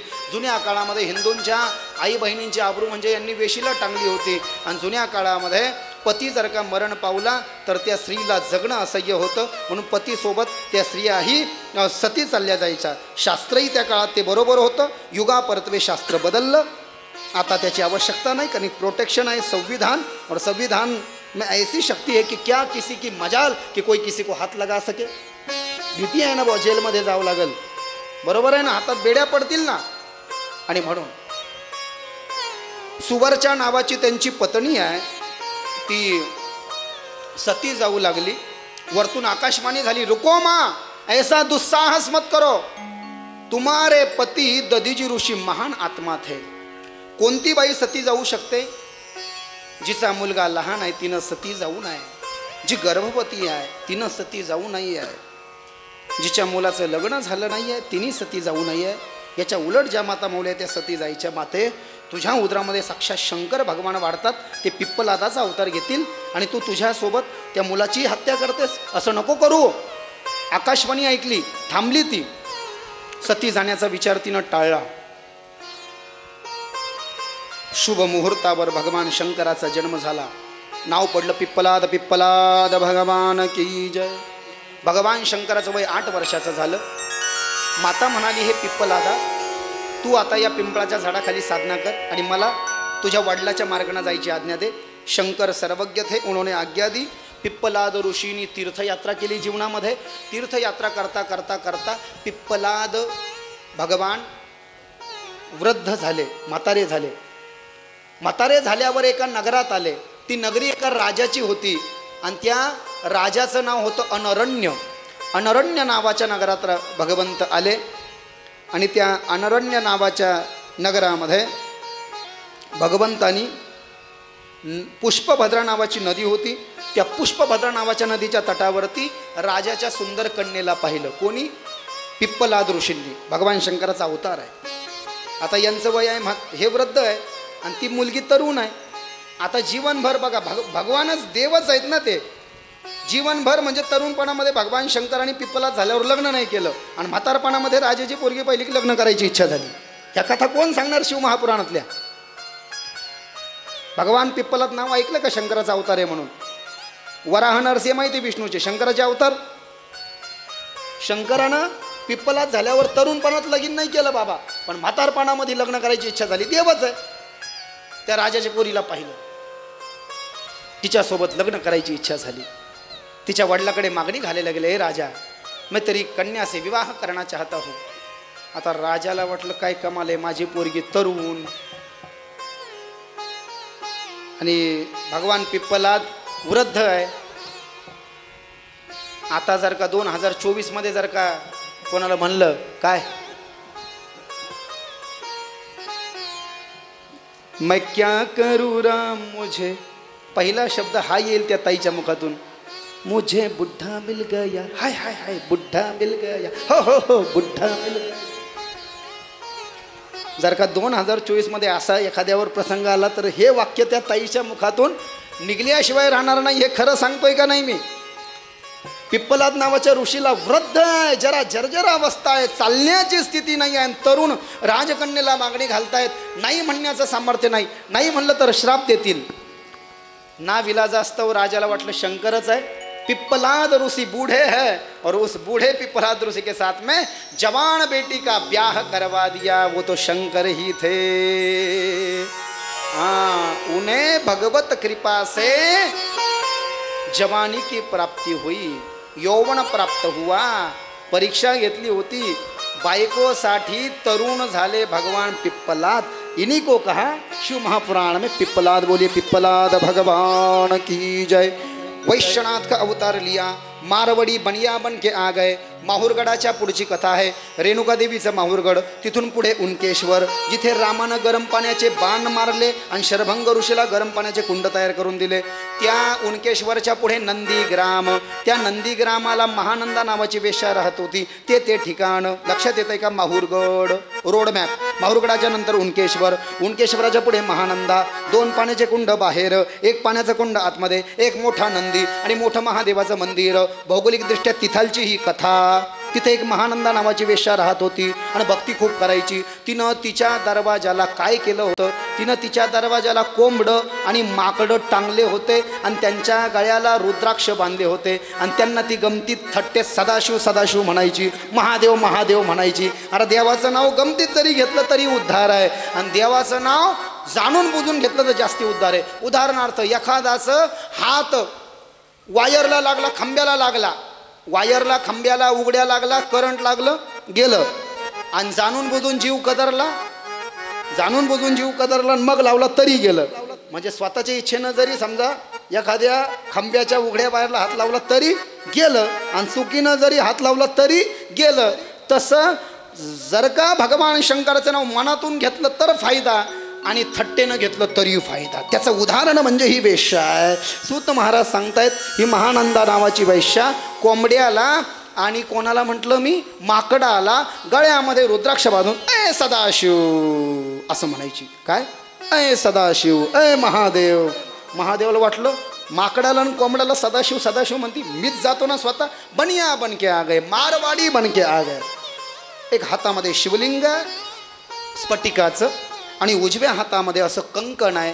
कंकण म्हणजे हे जे मी आहे हे कंकण, पण त्याला हिरे लागलेले आहेत. हिरे जडित कंकण आहे हातामध्ये आणि उजव्या हातामध्ये कलाई में बांध रखा है और इधर स्फटिक का शिवलिंग है.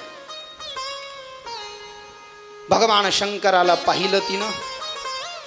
भगवान शंकराला म्हणली हे शिवलिंग मला द्या ना, तुला मी हे शिवलिंग देतो. तुमच्या हातातलं कंकण मला द्या ना, मी देतो. तू मला काय देतेस, मी तुमची 3 दिवस सेवा करते.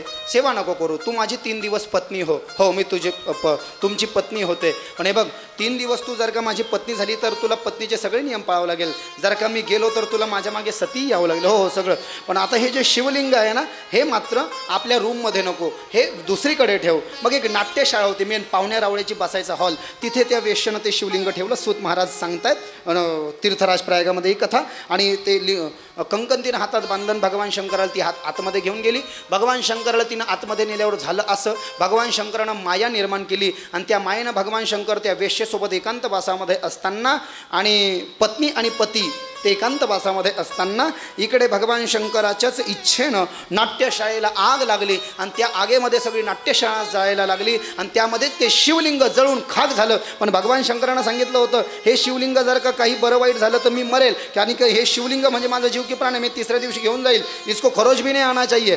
हो म्हटली ती आणि ते शिवलिंग जळून गेलं. भगवान शंकर बनिया मारवाड़ी बन के आ गए थे, रोने लग गए, तूने मेरे शिवलिंग को छीन लिया, अब मैं जिंदा नहीं रह सकता, ये तो मेरा प्राण चला गया, मुझे माफ करो स्वामी. नहीं मैं तुझे माफ नहीं कर सकता. आणि भगवान शंकरानं जे मारवाड़ी बनून आले होते वैश्य, उन्होंने उस आग में छलांग लगा दी. वैसा रोने लगे, खाम खा बनिया मेरे लिए मारा गया, वे भी सती चली गई. बघा काय बायको होती का, खरं होती वेश्याच, पण 3 दिवस बायको झाली होती ना. माकडाला आणि कोंबड्याला सदाशिव सदाशिव म्हणायची ना. गुरुचरित्रात सुद्धा ही कथा आहे बरं का, शिवमहापुराणात आली आहे ही. हां, शंकरानं अग्नीत उडी मारल्यावर तिनंही उडी मारली, साक्षात भोलेनाथ प्रकट हो गए और भोलेनाथ ने उसको अपने दोनों हथेली में पकड़ लिया. बोलिए भक्तवत्सल भगवान की जय. बोधेश्वर भगवान, द्विजेश्वर अवतार हुआ, यतिनाथ का अवतार हुआ, भिक्षुवर्य का अवतार भगवान का हुआ, सुरेश्वर उपमन्यु को दूध का सागर दे दिया, ब्रह्मचारी का अवतार हुआ, अश्वत्थामा का अवतार लिया और भगवान ने एक ऐसे कई सारे अवतार लिए. और यहीं पर शतरुद्र संहिता को पूर्ण विराम है. पार्वते पतये हर हर महादेव की जय. 12 ज्योतिर्लिंगों की कथा. कोटि रुद्र संहिता श्री शिव महापुराणम अथ प्रथमोध्याय. ओम श्री साम शिवाय नमः. 12 ज्योतिर्लिंग का पहले ध्यान कर लेते हैं, स्तोत्र का गायन करते हैं, सभी साथ में गाते हैं. जिनको आता है ज़रूर गाए और नहीं तो फिर आप मन में ध्यान कीजिए.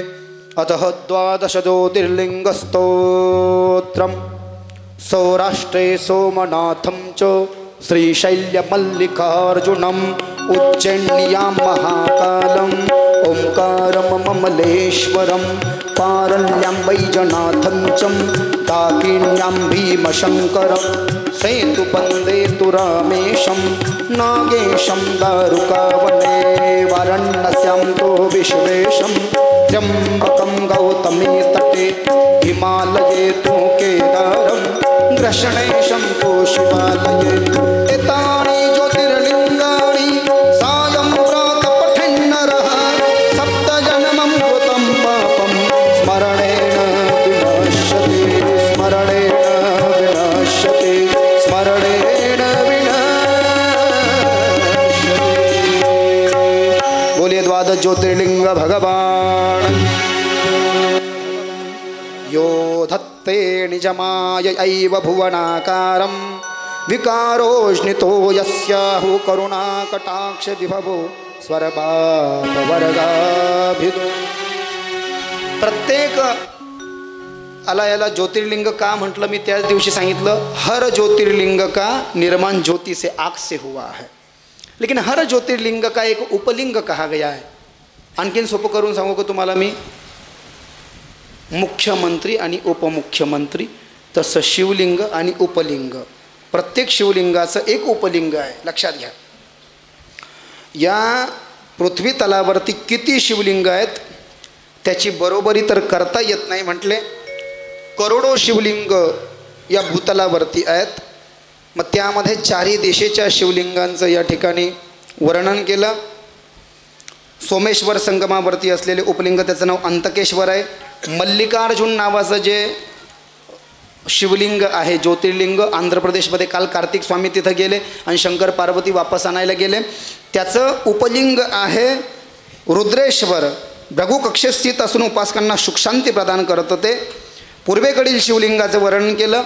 आणि तुम्ही जर का कधी चित्रकूटाला गेलात, चित्रकूटाला भगवान दत्तात्रयाचे आई वडील आहेत। अनुसूय अतरी संभूतो दत्तात्रेयो दिगंबरः, अनुसूय अतरी संभूतो दत्तात्रेयो दिगंबरः, अनुसूय अतरी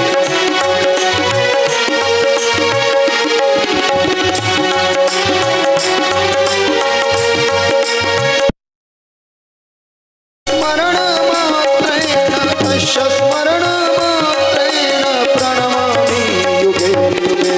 अनुसूय अतरी संभूतो दत्तात्रेयो दिगंबरः, अनुसूय अतरी संभूतो दत्तात्रेयो दिगंबरः। अतरी पुत्र महातेजो दत्तात्रेयो महामुनि, अतरी पुत्र महातेजो दत्तात्रेयो महामुनि, तस्य स्मरण मात्रेण प्रणमामि,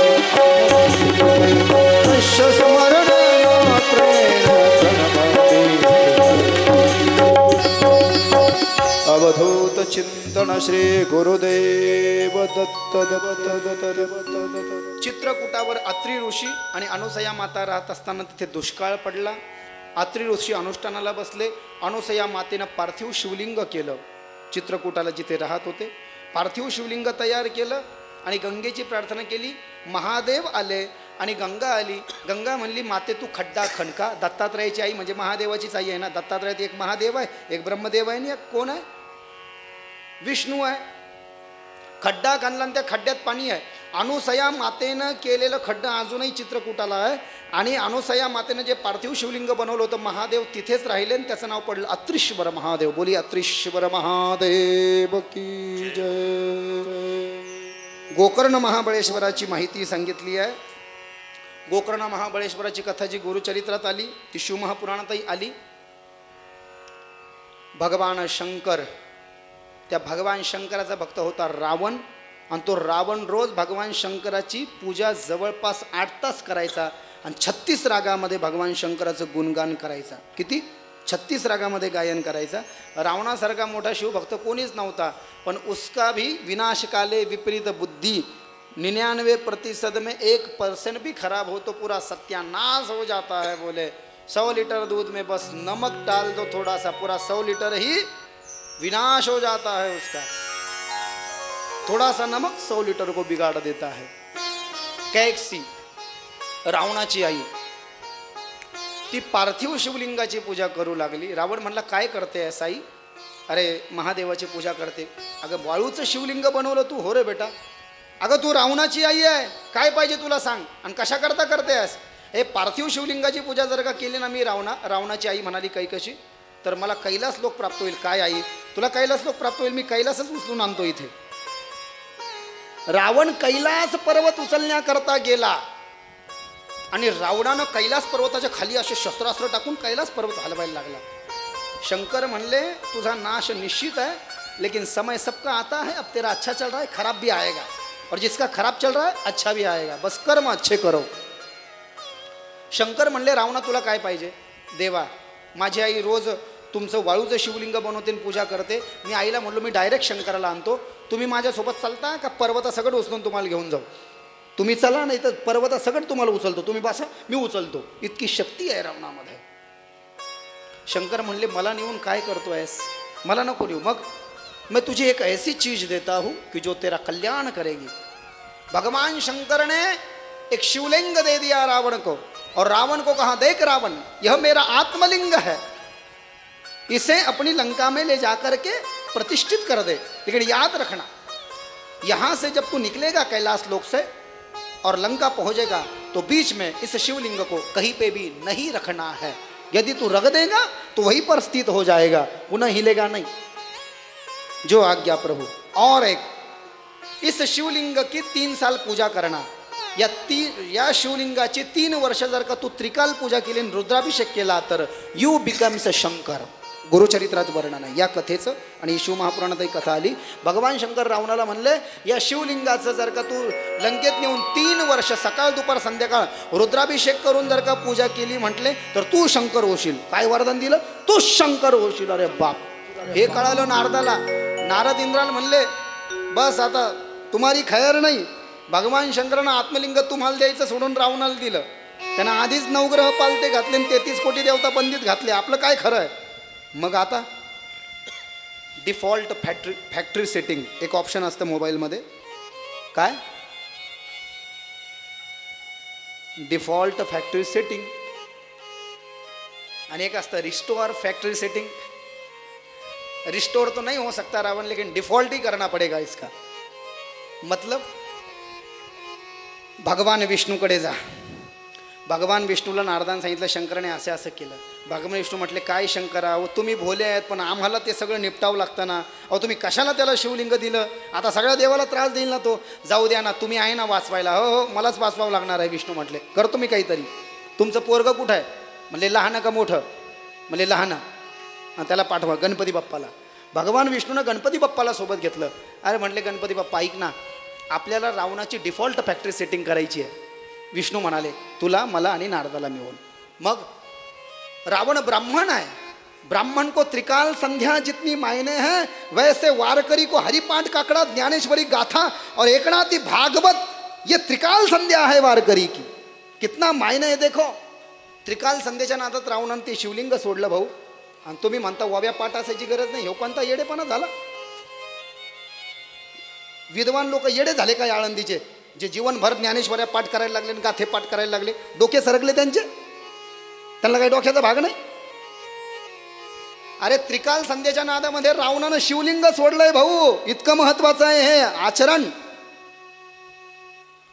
वारकऱ्याची त्रिकाल संध्या म्हणजे ज्ञानेश्वरी गाथा आणि एकनाथी भागवत. ब्राह्मणाची त्रिकाल संध्या म्हणजे आचमन प्राणायाम गायत्री मंत्र का जप. रावण निघाला रस्त्यानं, गणपती बाप्पाला गाई चारण्याचा वेळ दिला. नारद म्हणला अरे रावणा कुठे चाललायस. नारद सेटिंग लावेल, रावणाचा भरोसा नाही नारदावर, म्हणून रावण ते शिवलिंग लपवू लागला. असं अरे मला दाखव मला दाखव. नारद म्हणले मी तुला त्याची माहिती देतो, मला तुझ्याकडून माहिती घ्यायची काही गरज नाही. अरे बाबा पण तू ब्राह्मण आहेस, नारद म्हणाले, आणि कधीच तू संध्या सोडली नाही. सहस्रवेद आतर्षी वेद का जो आचरण करता है उसे संध्या करना बहुत ज़रूरी है. संध्या नहीं करने से दोष होता है. 3 दिवस जर का संध्या केली नाही, नीट ऐका हो मी काय सांगतो. ब्राह्मणानं जर का ब्राह्मण कुळात जन्माला येऊन 3 दिवस संध्या केली नाही तर तो ब्राह्मणच राहत नाही. तसं वारकऱ्यानं गळ्यात तुळशीची माळ घातल्यानंतर 1 दिवस हरिपाठ म्हटला नाही, 1 दिवस काकडा म्हटला नाही, 1 दिवस ज्ञानेश्वरी गाथा आणि एकनाथी भागवत वाचलं नाही तर तो वारकरी राहतच नाही. राहतच नाही, राहतच नाही. येतंय लक्षात. आता वारकरीच राहत नाही म्हटल्यावर तुम्ही लक्षात घ्या पाठांतराचा काय विषय. ब्राह्मणाने संध्या नाही केल्यावर जर का ब्राह्मण राहत नसेल तर वारकऱ्यानं हरिपाठन काकडा नाही म्हटल्यावर तो वारकरी राहत नाही, हे निश्चित, हे तितकंच सत्य आहे, हे तितकंच सत्य आहे. रोज आहे ना ते नित्य सत्यामित हरिपाठ जासी कळी काळ त्यासी न पाहे दृष्टी. हे कशा करताय? नित्य आहे म्हटलं ते रोजचं आहे भाऊ, चालता बोलता करा, सोडू नका म्हटले. नारदावर भरोसा नाही. रावणाला वाटलं काय करावं, संध्याकाळची संध्या माझी नाही झाली तर वांदे होतील, मी लंकेला जाऊ शकत नाही इतक्या वेळेत. मग रावणाने गणपती बाप्पाला पाहिजे, त्याला आवाज दिला, इकडे ये, हे घेणार आहे, हे घेतो का? कशा करता? मला संध्या करायची, किती वेळ लागेल? अर्धा तास. हे खूप जड आहे, खाली नको ठेवू. मी नाही घेत. अरे घे ना. नाही नाही मी नाही घेत. अरे बाबा घे रे, तुला विनंती करतो, पण हे बघा मला जर का जास्ती जड झालं तर मी खाली ठेवून देईन, मी तुम्हाला 3 आवाज देईल. बरोबर ठीक आहे, मी लवकर उरकतो, खाली ठेवू नको. रावणानं ते शिवलिंग गणपती बाप्पाच्या हातात दिलं. गणपती बाप्पा मुलगा झाला होता काही चालणारा, गणपती बाप्पाच्या हातात ते शिवलिंग दिलं. रावण गेला संध्येला. आता गणपती बाप्पा तर शंकराचा मुलगा आहे ना, कशाच जड झालं, पण अब ये तो सेटिंग की लगानी थी ना इसकी. गणपती म्हणला, हे रावणा अरे बाबा लवकर ये, हे मला जड झालं, मी लहान पोरग आहे. याला म्हणतात देवदेवळ्यातून चित्त खेटरात. तिकडं संध्याही त्याचं तिकडं पूजा करतानाही मन लागे ना, आणि इकडं त्याला वाटलं ते खाली ठेवतं का काय. आणि संध्या तर रोज करतोच रावण, संध्याही चालू आहे त्याची, हे खाली ठेवतं का. हे म्हणला लवकर ये, मला जड झालं, आता मी खाली ठेवून देईन. अरे लवकर ये. ते थांब रे बाबा थांब. तिकडं त्याचं ते चालू, आणि इकडे याचा ठेवायचा कार्यक्रम चालू. आणि त्याचं संपत आलं. गणपती बाप्पानी लगेच मौके पे चौका लगा दिया, आणि ते शिवलिंग दिलं खाली टेकून. खाली टेकून दिलं. रावण पळतच आला. संध्याही सोडून दिली त्यांनी. पहा म्हणजे रोजचं कर्म सोडल्यावर काय नुकसान होतं माणसाचं. अरे कमीत कमी संध्या नसती सोडली तर काहीतरी झालं असतं. संध्याही सोडली. याला म्हणतात बाबाही गेल्या आणि दशमाही गेल्या. आओ जाओ घर तुम्हारा और खाओ खिचड़ी बर्तन हमारा. कहाँ पे गए थे? कहाँ पे भी नहीं. क्या लाया? कुछ भी नहीं. ग्लास तोडा 12. जन्मासी येऊनी काय केले तुवा मुद्दल गमावेले कारेण फिरसी माघारा आझुण तरी फजित खोरा. 2168 अभंगाचा नंबर. रावणानं ते ओढण्याचा प्रयत्न केला, ओढू लागला, सगळी शक्ती एकत्रित केली. वेदी नसती का महादेवाची, इकडून ओढलं, कानाचा आकार बाहेर आला वेदीचा, डावीकडचं. उजवीकडून ओढलं, कानाचा आकार बाहेर आला, कानासारखा आकार वेदीचा बाहेर आला, आणि त्याला पडलं नाव गोकर्ण. आणि महाबळ, रावणानं बळाचा प्रयोग केला म्हणून महाबळ. त्याच्यामध्ये खूप बळ आहे, रावणापेक्षाही महाबल त्या लिंगात आहे, म्हणून संस्कृत समानार्थी शब्द महाबळ. आणि त्या वेदीचा आकार कानासारखा बाहेर आला म्हणून गोकर्ण. गोकर्ण महाबळेश्वर. बोलिये महाबलेश्वर भगवान. गोकर्ण महाबळेश्वर. रावणानं 1-2 चापटा मारल्या व गणपती बाप्पाला. रडाईच नाटक केलं, गेलं गणपती पळून. आणि मग रावण घरी आला. अशा पद्धतीने गोकर्ण महाबळेश्वर 12 ज्योतिर्लिंगों की कथा बहुत जल्दी. और सबसे पहले सूत जानासि सकलम वस्तु व्यास प्रसादतः तवाज्ञातं न विद्येत तस्मानं पृच्छामहे वयं. लिंगं च पूज्यते लोके तत्त्वया कथितं यतः तत्तथैव चान्यद् वा कारणं विद्यते त्विह. सगळ्यात पहिलं ज्योतिर्लिंग कोणतं आहे? सोरटी सोमनाथ क्रमामध्ये. ज्योतिषाचैव लिंगाणाम महात्म्यं कथयाधुनाः उत्पत्तिं च तथा तेषां ब्रूहि सर्व यथा श्रुतम्. सोरटी सोमनाथ. हे सोरटी सोमनाथ ज्योतिर्लिंग चंद्रामुळे झालं. चंद्राला 27 बायका होत्या, त्या दक्षाच्या मुली होत्या. त्या चंद्राच्या 27 बायकाचे नावं म्हणजे ज्योतिषशास्त्रामध्ये पंचांगामध्ये 27 नक्षत्र आहेत. भरणी, रोहिणी. त्या 27 बायकापैकी चंद्राचं विशिष्ट प्रेम होतं रोहिणीवरती. ब्रह्मदेव नारदाला सांगतात, आणि सूत महाराज ही कथा तीर्थराज प्रयागामध्ये संतांना सांगतायत. आता बायका तर यांना 27 केल्या, पण प्रेम एकीवरच करतोय. मग बाकीच्याला वाटलं आता हे अवघड आहे का नाही. शास्त्रामध्ये लिहिलं विधवा होणं पुरलं म्हणले बाबा, पण सबत नको, असं देवी भागवतात वर्णन नाही. भैया बेवा होना ठीक है लेकिन सौतन नहीं होनी चाहिए. 27 बायका एकीवरच प्रेम करतो, बाकीच्या रडत रडत बापाकडे गेल्या. बाबा कशाला याच्यासोबत आमचं लग्न करून दिलं, ती आमची बहीण आहे, तिचा द्वेष नाही, पण तिच्यावरच प्रेम करतो आमचा नवरा, आमच्यावर करतच नाही. दक्षाने समज दिली असं नको करू बाबा. विषयाचे सुख नको नको म्हण इंद्रा पडले भग चंद्र झाला काळा, अरे नारद चुकला साळा भजनाचा, विषयाचे सुख नको नको म्हण, विषयाचे सुख नको नको म्हण. इंद्राला दक्षाना श्राप दिला, तू क्षयी होशील. चंद्र झाला काळा, इंद्राला क्षयरोग झाला, सर्वांगाचा दाह व्हायला लागला. आता काही करता नीट होईना. सगळे देवता म्हणले सोरटी सोमनाथला जा. ज्योतिर्लिंग तेव्हा नव्हतं तिथं. आता 12 ज्योतिर्लिंगाची सुरुवात गुजरातच्या सोरटी सोमनाथ पासून आहे, लक्षात घ्या. हे पहिलं ज्योतिर्लिंग आहे. चंद्र आपला क्षय कमी करण्याकरता सोरटी सोमनाथला आला आणि समुद्राच्या तटावरती पार्थिव शिवलिंग बनवलं. ओम त्र्यंबकम यजामहे सुगंधिम पुष्टिवर्धनम उर्वा रुक्मीव बंधनान मृत्युर्मुक्षी यमामृतात. या मंत्राचा जप केला, शंकर प्रसन्न झाले. क्या चाहते हो चंद्रमा, कहा मेरा दाह कम करो. दक्षाना श्राप दिलेला आहे. भाऊ दक्ष माझा सासरा आहे, पण तो म्हणला मी तुमचा साडू आहे ना. चंद्रशंकराचा साडू आहे. दक्षाच्या 60 मुलीपैकी एक बायको शंकराची होती सती, आणि 27 यांना केल्या होत्या. मग कोण झाला हा शंकराचा माहिती आहे तुम्हाला? साडू झाला सख्खा. अहो तो तुमचा सासरा आहे, माझा सासरा आहे, तर मी तुमचा साडू आहे ना, काहीतरी करा ना माझ्यासाठी. साडू भाऊच असतो ना. बरं काहीतरी करतो. सासरे भावांनाही राग नाही आला पाहिजे. तू एक काम कर, एका महिन्यात 2 पक्ष असतात, कृष्ण पक्ष आणि शुक्ल पक्ष. कृष्ण प्रतिपदा ते अमावस्यापर्यंत तुझी एक एक कला कमी होईल. कमी होईल म्हणजे तुम्ही बघा ना, पौर्णिमेच्या नंतर बरं का, पौर्णिमेच्या नंतर आकाशामध्ये चंद्राचा उजेड कमी कमी व्हायला लागतो. म्हणजे चंद्राला तेव्हा त्रास होत नाही बरं का. वरती अंधार असतो पूर्ण, मार्केटमध्ये नाही, वरच्या ब्रह्मांडामध्ये.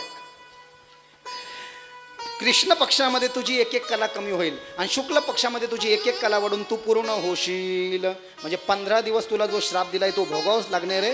म्हणून कधीच एखाद्याचा, कोणत्या मोठ्या माणसाचा अपराध करू नका तपस्व्याचा, जेणेकरून आपल्याला श्राप लागेल. आणि बोगस लोकांचे श्राप लागत नसतात. ज्याचं आचरण आहे, ज्याची खूप साधना आहे, जो पद्धतीत चालतो त्याचे श्राप लागतात बरं का. हे लक्षात ठेवा. जे साधना गितना करीत नाही त्याचे श्राप लागत नसतात भाऊ, लक्षात घ्या. आलं लक्षात? कोणाचेही नाही लागत, ज्याचे लागायचे त्याचेच लागतात. दक्षाचा श्राप होता, देवा इथेच राहा ना तुम्ही, 12 ज्योतिर्लिंग बनणार आहे. चंद्रानं बनवलेल्या ज्योतिर्लिंगामध्ये शंकर राहिले, तेच झालं पहिलं ज्योतिर्लिंग.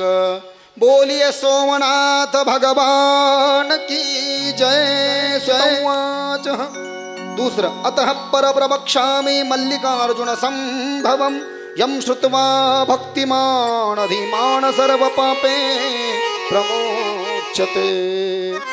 श्री शैल्य मल्लिकार्जुनामला सर्वांना माहिती आहे. गणपती बाप्पाचं लग्न आधी लावून दिलं आणि कार्तिक स्वामीला वाटलं माझ्यासोबत आई वडिलांना भेदभाव केलं नव्हतं, तसं वाटलं कार्तिक स्वामीला. कार्तिक स्वामी आंध्र प्रदेशमध्ये आले. शंकर पार्वती वापस आणायला गेले, वापस नाही आले कार्तिक स्वामी, आणि शंकर पार्वती तिथेच थांबले. आणि मग भगवान शंकर झाले अर्जुन, समानार्थी शब्द आहे, आणि मल्लिका हा पार्वतीचा समानार्थी शब्द आहे. मल्लिकार्जुन श्रीशैल्य पर्वतावर आंध्र प्रदेशमध्ये 12 ज्योतिर्लिंगापैकी जर का विचार केला इन्फ्रास्ट्रक्चर डेव्हलपमेंटमध्ये, तर सध्या श्रीशैल्य मल्लिकार्जुनचं ज्योतिर्लिंग हे सगळ्यात हायटेक आहे 12पेक्षा. आता बाबा महाकाल झालं कॉरिडॉरमुळं, पण हायटेकमध्ये मंदिराचं जर का विशिष्ट कन्स्ट्रक्शन पाहिलं, बिल्टअप एरिया पाहिला, पॉशनेस जर का पाहिला, तर श्रीशैल्य मल्लिकार्जुन इज बेटर. आणि तिथे छत्रपती शिवाजी महाराजाचं सुद्धा मंदिर आहे, श्रीशैल्य मल्लिकार्जुनामला. बोलिये मल्लिकार्जुन भगवान की जय. तिसरं ज्योतिर्लिंग बाबा महाकाल उज्जैन. सुत सर्व विजानाति वस्तु व्यास प्रसादतः ज्योतिषां च कथां श्रुतवां तृप्तिर्नैव प्रजायते.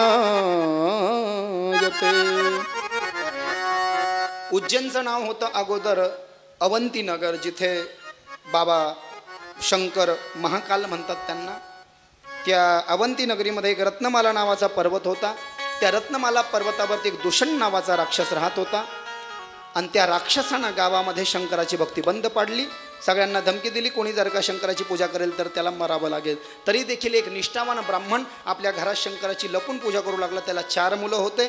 ते त्या दूषण नावाच्या राक्षसाला कळालं आणि तो ब्राह्मण आपल्या घरात लपून जिथे पार्थिव शिवलिंगाची पूजा करत होता, मुलांकडून करून घेत होता, त्याला मारण्याकरता जेव्हा राक्षस आला, साक्षात भगवंत आपल्या भक्ताचं रक्षण करण्याकरता शिवलिंगातून प्रकट झाले, राक्षसाचा वध केला आणि ब्राह्मणाच्या विनंतीला मान देऊन तिसऱ्या ज्योतिर्लिंगाच्या रूपामध्ये उज्जैनलाच राहिले. तेच आहे आजचं बाबा महाकालेश्वर. बोलिये महाकालेश्वर भगवान की जय. आणि त्याच्यानंतर सांगितलंय ओंकारेश्वर ज्योतिर्लिंगम चतुर्थम चं कृपया वद वित्तमाः ओंकारे परमेशस्य सर्वपातकहारिणः. ओंकारेश्वर, ओंकारेश्वरला विंध्य पर्वतामुळे भगवान शंकर आले. चौथा ज्योतिर्लिंग मध्य प्रदेश में 2 है ना, अब तो एक हो गया बाबा महाकाल उज्जैन का और दूसरा ओंकारेश्वर. नारदाची आणि विंध्य पर्वताची भेट झाली. नारद विंध्याला म्हणाले काय चाललंय? तो म्हणला सगळं चांगलं चाललंय आणि मला काय पाहिजे, मी सगळ्यात मोठा आहे. नारद म्हणले सगळ्यात मोठा आहे, पण नारद हे असं करायचे, थोडं लावून द्यायचे, असं म्हणतात ना. कधी कोणी लावून दिलं तर एकदम मनावर घ्यायचं नाही, त्याची शहानिशा अधिकाराची लक्षात घ्या. विंध्य पर्वताला नारद म्हणाले तू सगळ्यात मोठा आहे, बरोबर आहे, तू मोठा आहे, पण मेरूची बरोबरी नाही करू शकत. मोठा तर आहे तू, पण मेरू एवढा मोठा नाही. म्हणले काय आहे? मोठा तर आहे, पण मेरू एवढा मोठा नाही. याला वाईट वाटलं, भाऊ मेरूपेक्षा मी मोठा नाही, कसं काय नाही. हा आला ओंकारेश्वरला आणि ओंकारेश्वरला याने एक वाळूचं शिवलिंग बनवलं. वाळूचं शिवलिंग जे बनवलं विंध्य पर्वतानं ओंकारेश्वरला, त्या शिवलिंगाचं नाव सांगितलं शिवमहापुराणामध्ये अमलेश्वर. काय? अमलेश्वर. आजही 2 ज्योतिर्लिंग तिथे आहेत. तुम्ही कधी ओंकारेश्वरला गेला तर ओंकारेश्वर आहे आणि अमलेश्वर जे स्वतः विंध्य पर्वतानं बनवलं होतं ते उपलिंग आहे या ओंकारेश्वर ज्योतिर्लिंगाचं. काय आहे? ओंकारेश्वर ज्योतिर्लिंगाचं ते उपलिंग आहे. विंध्य पर्वतानं तिथे तपश्चर्या केली. भगवान शंकर प्रसन्न झाले. काय पाहिजे? माझी इच्छित मनोकामना पूर्ण करा, माझ्या मनात जे येईल ते पूर्ण व्हावं. भगवान शंकर म्हणाले तथास्तु. पण भगवंता चौथ्या ज्योतिर्लिंगाच्या रूपात तेच थांबा. भगवान शंकर जिथे प्रकट झाले तिथेच झालं ओंकारेश्वर. शिवाय त्यानं जे पार्थिव शिवलिंग बनवलं होतं विंध्य पर्वतानं त्याच्यामध्येही भगवंतानं प्रवेश केला, ते झालं अमलेश्वर. बोले ओंकारेश्वर महादेव की जय. अमलेश्वर भगवान की जय जय. 5वा ज्योतिर्लिंग केदारनाथ. सुतंवाच नरनारायणाख्यो याव अवतारो हरेर्द्विजाः ते पाते भारते खंडे भद्रयाश्रम ऐवचः. नर नारायण भगवान विष्णु के 24 अवतारों में से 2 अवतार कहलाए. नर माने कि अर्जुन और नारायण माने कि साक्षात विष्णु. इन्होंने बद्रिकाश्रम में तपश्चर्या की और केदारनाथ पर भगवान पार्थिव शिवलिंग महादेव की पूजा की. इनकी तपश्चर्या से प्रसन्न होकर के भगवान महादेव ने इनको वरदान दिया और इनकी विनती को मान देते हुए भगवान 5वें ज्योतिर्लिंग के रूप में केदारनाथ में ही रह गए. बोलिए केदारेश्वर महादेव की जय. केदारेश्वराचं उपलिंग माहिती आहे का? उपलिंग माहिती आहे का केदारेश्वराचं? केदारनाथाचं उपलिंग आहे नेपाळचं पशुपतीनाथ. त्याचं कारण असं सांगितलं की केदारनाथ ज्योतिर्लिंगाची निर्मिती झाल्यानंतर द्वापार युगामध्ये 5 पांडव ते केदारनाथाचं दर्शन करायला गेले. महादेवानं यांची परीक्षा घ्यायची ठरवली 5 पांडवाची. महादेवानं एका महिषाचं म्हणजे रेड्याचं रूप धारण केलं, महिषाचं. आणि मग त्या महिषाला पाहून 5 पांडव त्या महिषाच्या पाठीमागे पळायला लागले. भीमानं काय केलं? भीमानं त्या महिषाची शेपूट हातात ओढली. तर झालं असं, शेपूट भीमानं हातात धरली महिषाची, म्हणून त्या महिषाचं धड आणि शेपूट राहिलं भीमाच्या हातात आणि मुंडकं तुटून पडलं नेपाळच्या पशुपती देशात. त्या मुंडक्याचे तिथे 4 तुकडे झाले, म्हणून नेपाळच्या पशुपतीनाथाचे 4 मुख आहे. अजूनही जाऊन पहा. ते जे मुंडकं पडलं म्हणले रेड्याचं त्याचे झाले 4 तुकडे. दुसरी कथा आहे मी सांगेल. केदारनाथ. बोले केदारनाथ भगवान की जय. 6ठा ज्योतिर्लिंग भीमाशंकर सुतवाच अतः परप्रवक्ष्यामि महात्म्यं भीमशंकरं यश्श्रवणमात्रेण सर्वाभीष्टलभेन्द्र. 10 मिनट की कथा शेष है, आराम से 12 ज्योतिर्लिंग छूट जाएगा. बस यात्रा का ही फल है श्रवण मात्र से. भीमाशंकर महाराष्ट्र में अपने, महाराष्ट्र में कितने हैं ज्योतिर्लिंग? हाँ कितनी है? 3 है का 5 है? कृष्णेश्वर 1, त्र्यंबकेश्वर 2 और भीमाशंकर 3. और परळी वैजीनाथ आणि औंढा नागनाथ आहे का नाही आहे? आहे का नाही आहे? तुम्ही म्हणताय म्हणून आहे का पुराण सांगताय म्हणून आहे? हा,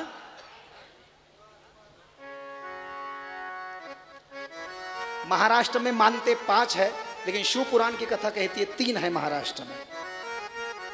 कोई बात नहीं, परली वैजनाथ भी तो भगवान ही है, लेकिन परली वैजनाथ में जो अपने भगवान भोलेनाथ है ना, महाराष्ट्र के लोग परली वैजनाथ को ज्योतिर्लिंग मानते हैं। और छत्तीसगढ़ में देवघर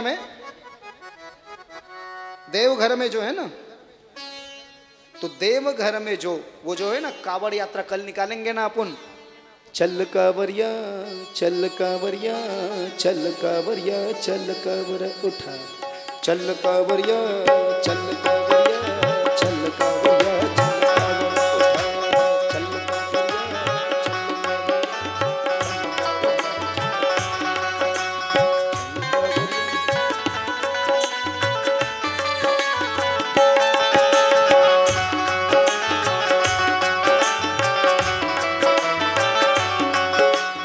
कावर उठाना शिव का लगा, कावर उठाना शिव का लगा, मन चाहा फल देंगे बाबा हो।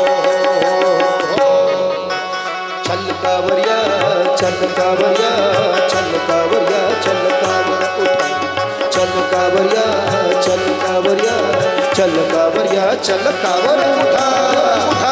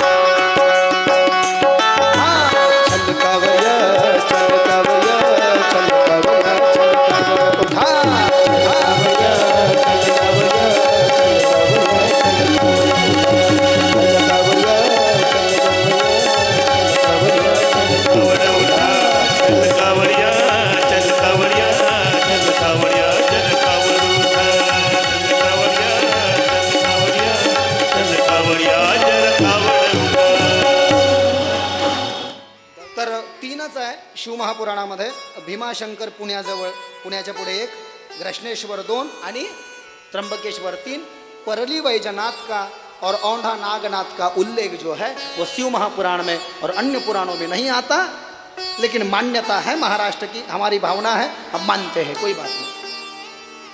भीमाशंकर, भीमासुर नाम का राक्षस था। ये कौन है? ये रावण का भाई कुंभकर्ण, कुंभकर्ण का बेटा था। करवरी नाम की पत्नी से, दूसरे राक्षस की पत्नी थी विराट राक्षस की, कुंभकर्ण ने उस राक्षस का वध किया और उसको ही पत्नी मान लिया और उसी से इसको भीमासुर का जन्म हुआ। भीमासुर ने ब्रह्म की तपस्या की, बड़ी शक्ति मांगी और सबको परेशान करने लगा। एक दिन इसने सभी शिव भक्तों को कारागृह में बंदी बनवा दिया। सुदक्षिण नाम का राजा था, वो सबको शिव भक्ती के पाठ पढ़ा रहा था। कहा शिव भक्ती करना नाही, कारण की दुष्टाला भक्ती आवडत नाही ना। चांगल्या लोकांना तुम्हाला कसं वाटतं की कथा ऐकावी, रोज ऐकावी, पण वाईट लोकांना आवाज नको, वर्गणी नको, आहे की नाही? चांगल्याचं नाही, आपलं सगळं चांगलं आहे, आमच्या तिकडचं सांगतोय, नको म्हणतात बुवा, आवाजही नको, कथाही नको, पूजाही नको। तसं वाईट लोकांना हे आवडत नाही म्हटले।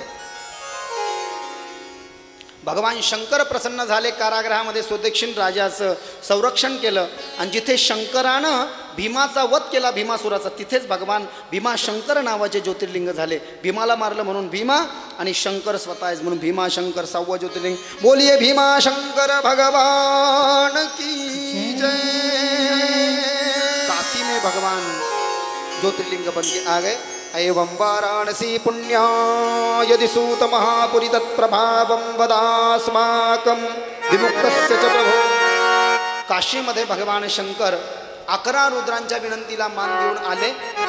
काशी ही कर्माचं कर्षण करते।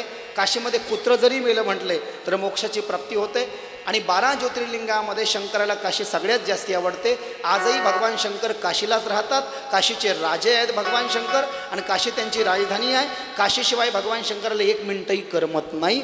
12 ज्योतिर्लिंग में काशी वाराणसी का अपना बड़ा विशेष महात्म्य है। 11 रुद्रों की विनती को मान दे करके भगवान शंकर वहाँ पर आए और वहीं पर काशी विश्वनाथ बन गए। बोलिए काशी विश्वनाथ भगवान की जय। काशी के बाद में भगवान ने त्र्यंबकेश्वर नाम का जो ज्योतिर्लिंग अहल्या नाम तस्यासि पत्नी परमधार्मिकी दक्षिणस्या दिशि ही यो गिरिर्ब्रह्मेति संज्ञकाः।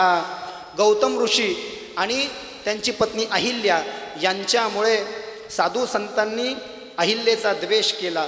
दुष्काळ पडला होता।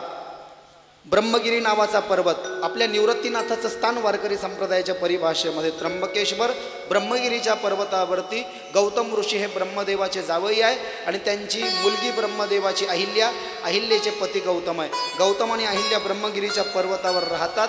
तिथे बरेच साधू संत राहतात। दुष्काळ पडला म्हणून आता गौतम ऋषी तपश्चर्या करू लागले आणि अनुसया माताजी आहे त्यांची पत्नी अहिल्या ही पार्थिव शिवलिंगाची पूजा करू लागली। पार्थिव शिवलिंगाची पूजा केल्यामुळे सगळेजण प्रसन्न झाले। माता गंगा प्रसन्न झाली। गंगा हिला म्हणली तू खड्डा खण, दुष्काळपासून संरक्षण व्हावं तेवढं पाणी मी तुला देते। दुष्काळापासून संरक्षण व्हावं तेवढं पाणी माता अहिल्याला दिलं।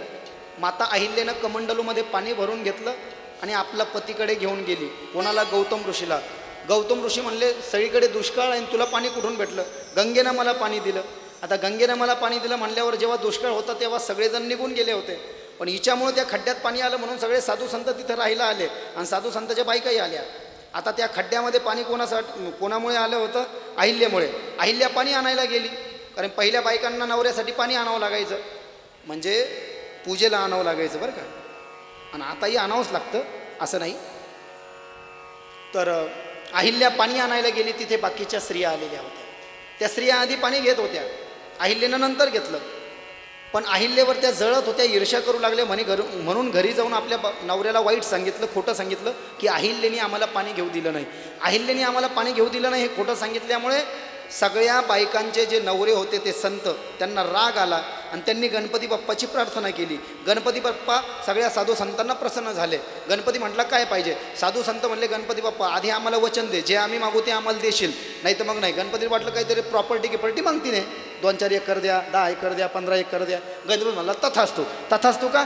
देवा तू गाय होय गाय, आणि गाय होऊन गौतम ऋषीच्या शेतात जा आणि त्यांच्या शेतीची नासधूस कर, आणि मग गौतम ऋषी तुला गवताच्या पिंडीने मारतील आणि तू मर, आणि म्हणजे गायीच्या रूपात मर, म्हणजे आम्ही त्यांच्यावर आरोप लावू की तुम्ही गायीची हत्या केली, 12 वर्ष तुम्ही प्रायश्चित्त करा, आणि इथं दुष्काळ पडला ना म्हणून गंगाजी आहे ती इथं आणा आणि शंकराला इथं आणा। हे मॅटर आहे, यांच्याकडून नाही होऊ शकत, मग कोणाकडून करायचं?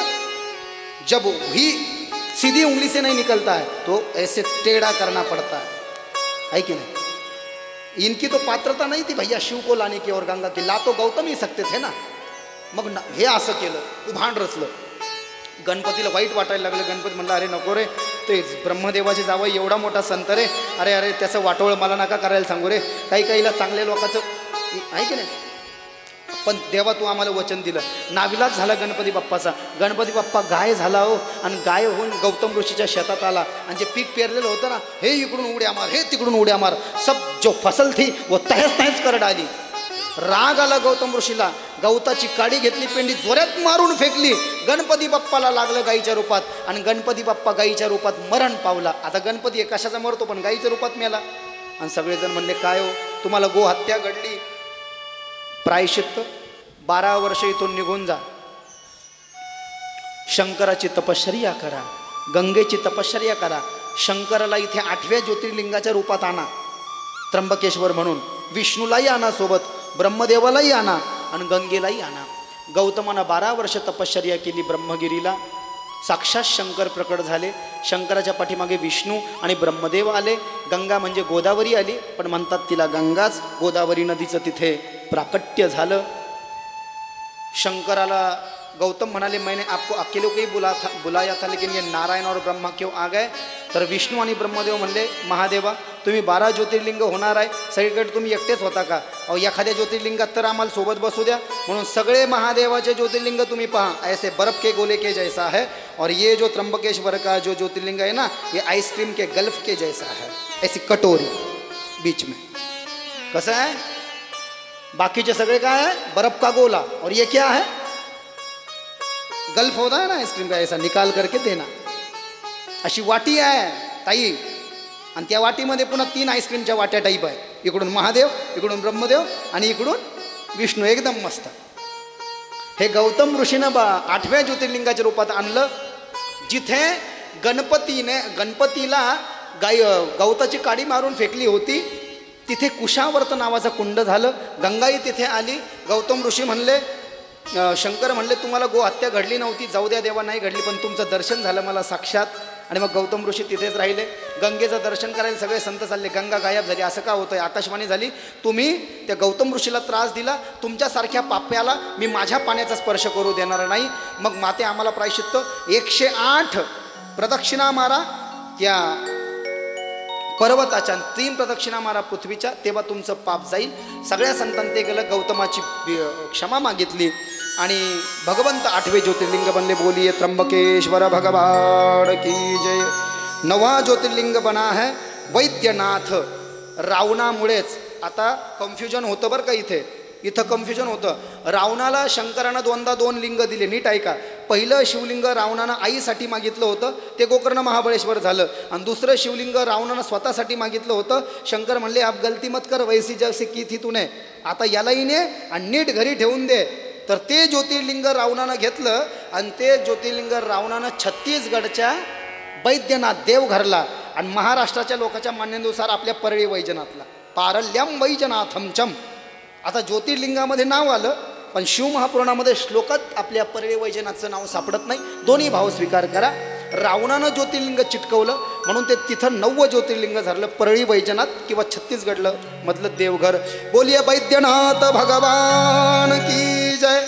10वां ज्योतिर्लिंग बना. गुजरात में भी 2 है, मध्य प्रदेश में भी 2 है, और 3 कहाँ पे हैं? 3 महाराष्ट्र में. गुजरात में 2 कौन से? सोरठी सोमनाथ तो हो गए. दूसरा है नागेशम दारुकावन है. वहाँ पर भगवान शंकर ने दारुक नाम के राक्षस का वध किया और वहीं पर भगवान नागेशम दारुकावन बन गए. बोलिए नागेश्वर भगवान की जय. 11वं ज्योतिर्लिंग रामेश्वरम, तमिळनाडू, भारताचं शेवटचं शहर राज्य. आणि तिकडे शहर आहे दक्षिणेकडे, पुढे श्रीलंका लागते. वनवास के काल में रावण माँ सीता का हरण करके ले गया. राम प्रभु वहाँ पर रामेश्वरम जाकर के पहुँचे. बीच में सागर था, तो सागर के तट पर भगवान ने पार्थिव शिवलिंग की पूजा की. उसी शिवलिंग से भगवान का प्राकट्य हुआ और कहा, तुमको सीता मिलेगी, तुम रावण का वध करोगे और 11,500 साल राज्य करोगे. राम मेरा आशीर्वाद है. भगवान शिव आप 11वें ज्योतिर्लिंग बन जाइए. भगवान राम ने प्रार्थना की तो शिव वहीं पर रुक गए. ये रामेश्वरम 4 धामों में से एक धाम भी है. जैसे है ना जगन्नाथपुरी, बद्रीनाथ, द्वारिका और रामेश्वरम, और 12 ज्योतिर्लिंगों में से 11वां ज्योतिर्लिंग भी है. खुद भगवान राम ने अपने हाथ से स्थापना की है इस ज्योतिर्लिंग की, इसलिए बहुत ज़्यादा महिमा है इसकी. बोलिए रामेश्वर भगवान की जय. एकदम आखरी और बिल्कुल पास.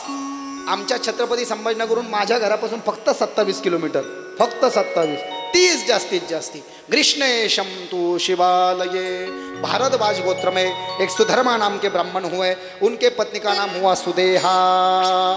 पत्नी को इनको कोई पुत्र संतान नहीं हुई. पत्नी ने कहा मुझे पुत्र चाहिए, अपने नसीब में नहीं है, जाने दे. एक दिवस ही सुदेहा बाजूच्या मैत्रिणीच्या घरी गेली.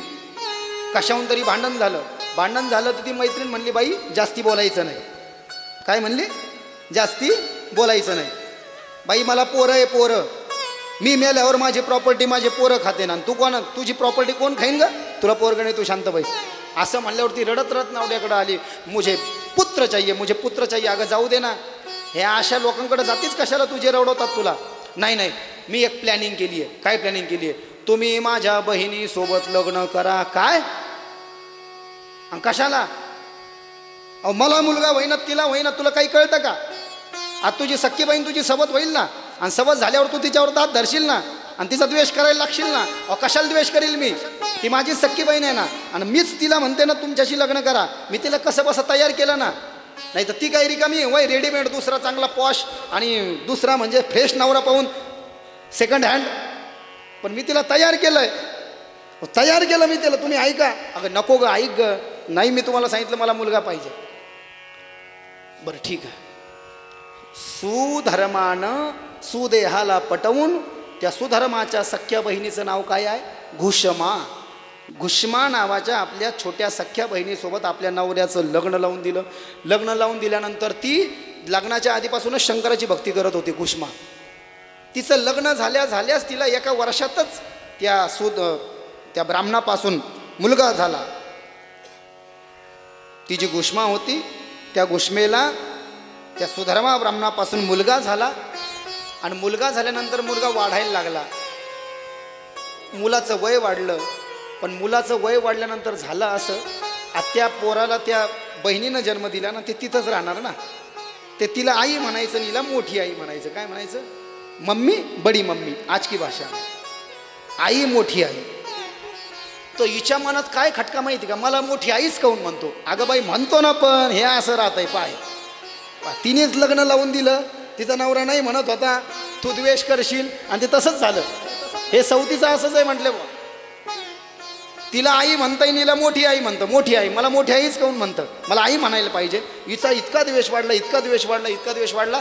पुढं ते पोरगं मोठं झालं, त्या पोराचं लग्न झालं, त्या पोराला बायको आली, आणि हिच्या मनामध्ये विस्फोटक विचार निर्माण झाला. हिनं त्या मुलाला मारण्याचा विचार केला, स्वतःच्या सावत्र मुलाला.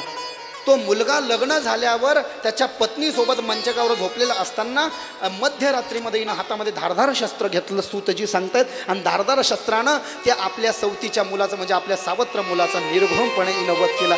तिची हत्या त्या मुलाची हत्या केली. त्याच्या शरीराचे तुकडे तुकडे केले. आणि ते तुकडे घृष्णेश्वर मंदिरात जर का जाल ना, तर आजही मंदिराच्या बाहेर जर का कोपऱ्यात गेलं तर ते शिवालय आहे. शिवालय म्हणजे कुंड, जिथं घुष्मा रोज पार्थिव म्हणजे वाळूच्या शिवलिंगाची पूजा करून विसर्जन करायची. आता लोक घाण करतात म्हणून थोडंसं त्याला जरा झाकणं झुकणं टाकले बरं का तिथे घृष्णेश्वरला.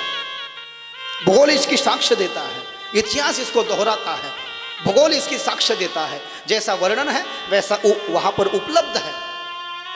ते तुकडे तिनं उचलले ते नेऊन टाकले. कुठे? त्या शिवालयामध्ये. सकाळी उठून सुनबाईनं पाहिलं, आमचे हे दिसत नाही. पाहिलं नवऱ्याच्या झोपायच्या जागेवर रक्ताच्या धारा. आणि याचा अर्थ माझ्या नवऱ्याचं काहीतरी बरं वाईट झालं, त्यांना अपशकून व्हायला लागले. कळालं, नवरा सापडेना. नवऱ्याची त्या मुलीच्या नवऱ्याची हत्या झाली आहे. आणि त्या सुदेहाला कळालं की माझ्या मोठ्या बहिणीनं द्वेषापायी, तिच्या इच्छेपायी, माझी इच्छा नसताना तिच्या नवऱ्यासोबत मला लग्न करायला लावलं. मुलगा झाला आणि माझा मुलगा तिनं मारला. एका शब्दानंही तो सुधर्मा ब्राह्मण आणि ही घुष्मा त्या सुदेहाला काही म्हटली नाही की तू आमच्या मुलाला मारलं. 4 वर्ष झाले. असं नाही आहे की माझा मुलगा मारला म्हणून मी तुझी पूजा करणार नाही. पार्थिव शिवलिंग बनवायचा हिचा रोजचा नियम आहे. पूजा करून शिवालयामध्ये नेऊन विसर्जन करण्याचा नियम आहे. दुःखात आहे, पूजा रोज करते. पण देवा असं का केलं? मेरी भक्ति में ऐसी कौन सी कमी हो गई थी भोलेनाथ, जो तूने मुझसे मेरा एकलौता पुत्र छीन लिया? 4 साल हो गए पुत्र मर करके, इसके बड़े बहन ने मार दिया, पुत्र जीवित नहीं हुआ. 4 साल तक ये पूजा करती रही. लेकिन एक दिन की घटना है, रोज की तरह पार्थिव शिवलिंग की पूजा करके जब विसर्जन करने के लिए शिवालय जा पहुंची और शिवालय में उस लिंग का विसर्जन करके जब वापस आने लगी, तब इसका मरा हुआ पुत्र जो 4 साल से मर चुका था, वो इसने शिवालय की सीढ़ियों पर बैठा पाया. ते पोरग जे होतं ना, ते पोरग त्या पायऱ्यांवर बसलेलं होतं. अरे बेटा, पोरग पळत आलं, आईला हृदयाशी कवटाळलं. कैसे माँ, मैं क्या मरा थोड़ी था? भगवान शिव मुझे कैलाश लोक लग गए थे और 4 साल उन्होंने मुझे बहुत लाड दुलार दिया. 4 वर्ष शंकर ने मला त्यांच्याजवळ ठेवलं. मैं भगवान का पुत्र बन के वापस आ गया हूँ. और डोळ्यातून अश्रुधारा वाहू लागल्या. भोलेनाथ आणि साक्षात शंकराचं प्राकट्य झालं. जिथे झालं तिथेच आज शंकर कृष्णेश्वराच्या रूपात आहे आणि तेच 12वे ज्योतिर्लिंग झाले आणि ते शिवालयी तिथे आहे. बोलिये कृष्णेश्वर महादेव की जय. पार्वते पतये हर हर महादेव की जय. बोधेश्वर भगवान की जय. शिव महापुराण भगवान की जय. आज की कथा यहाँ पर विश्राम लेती है.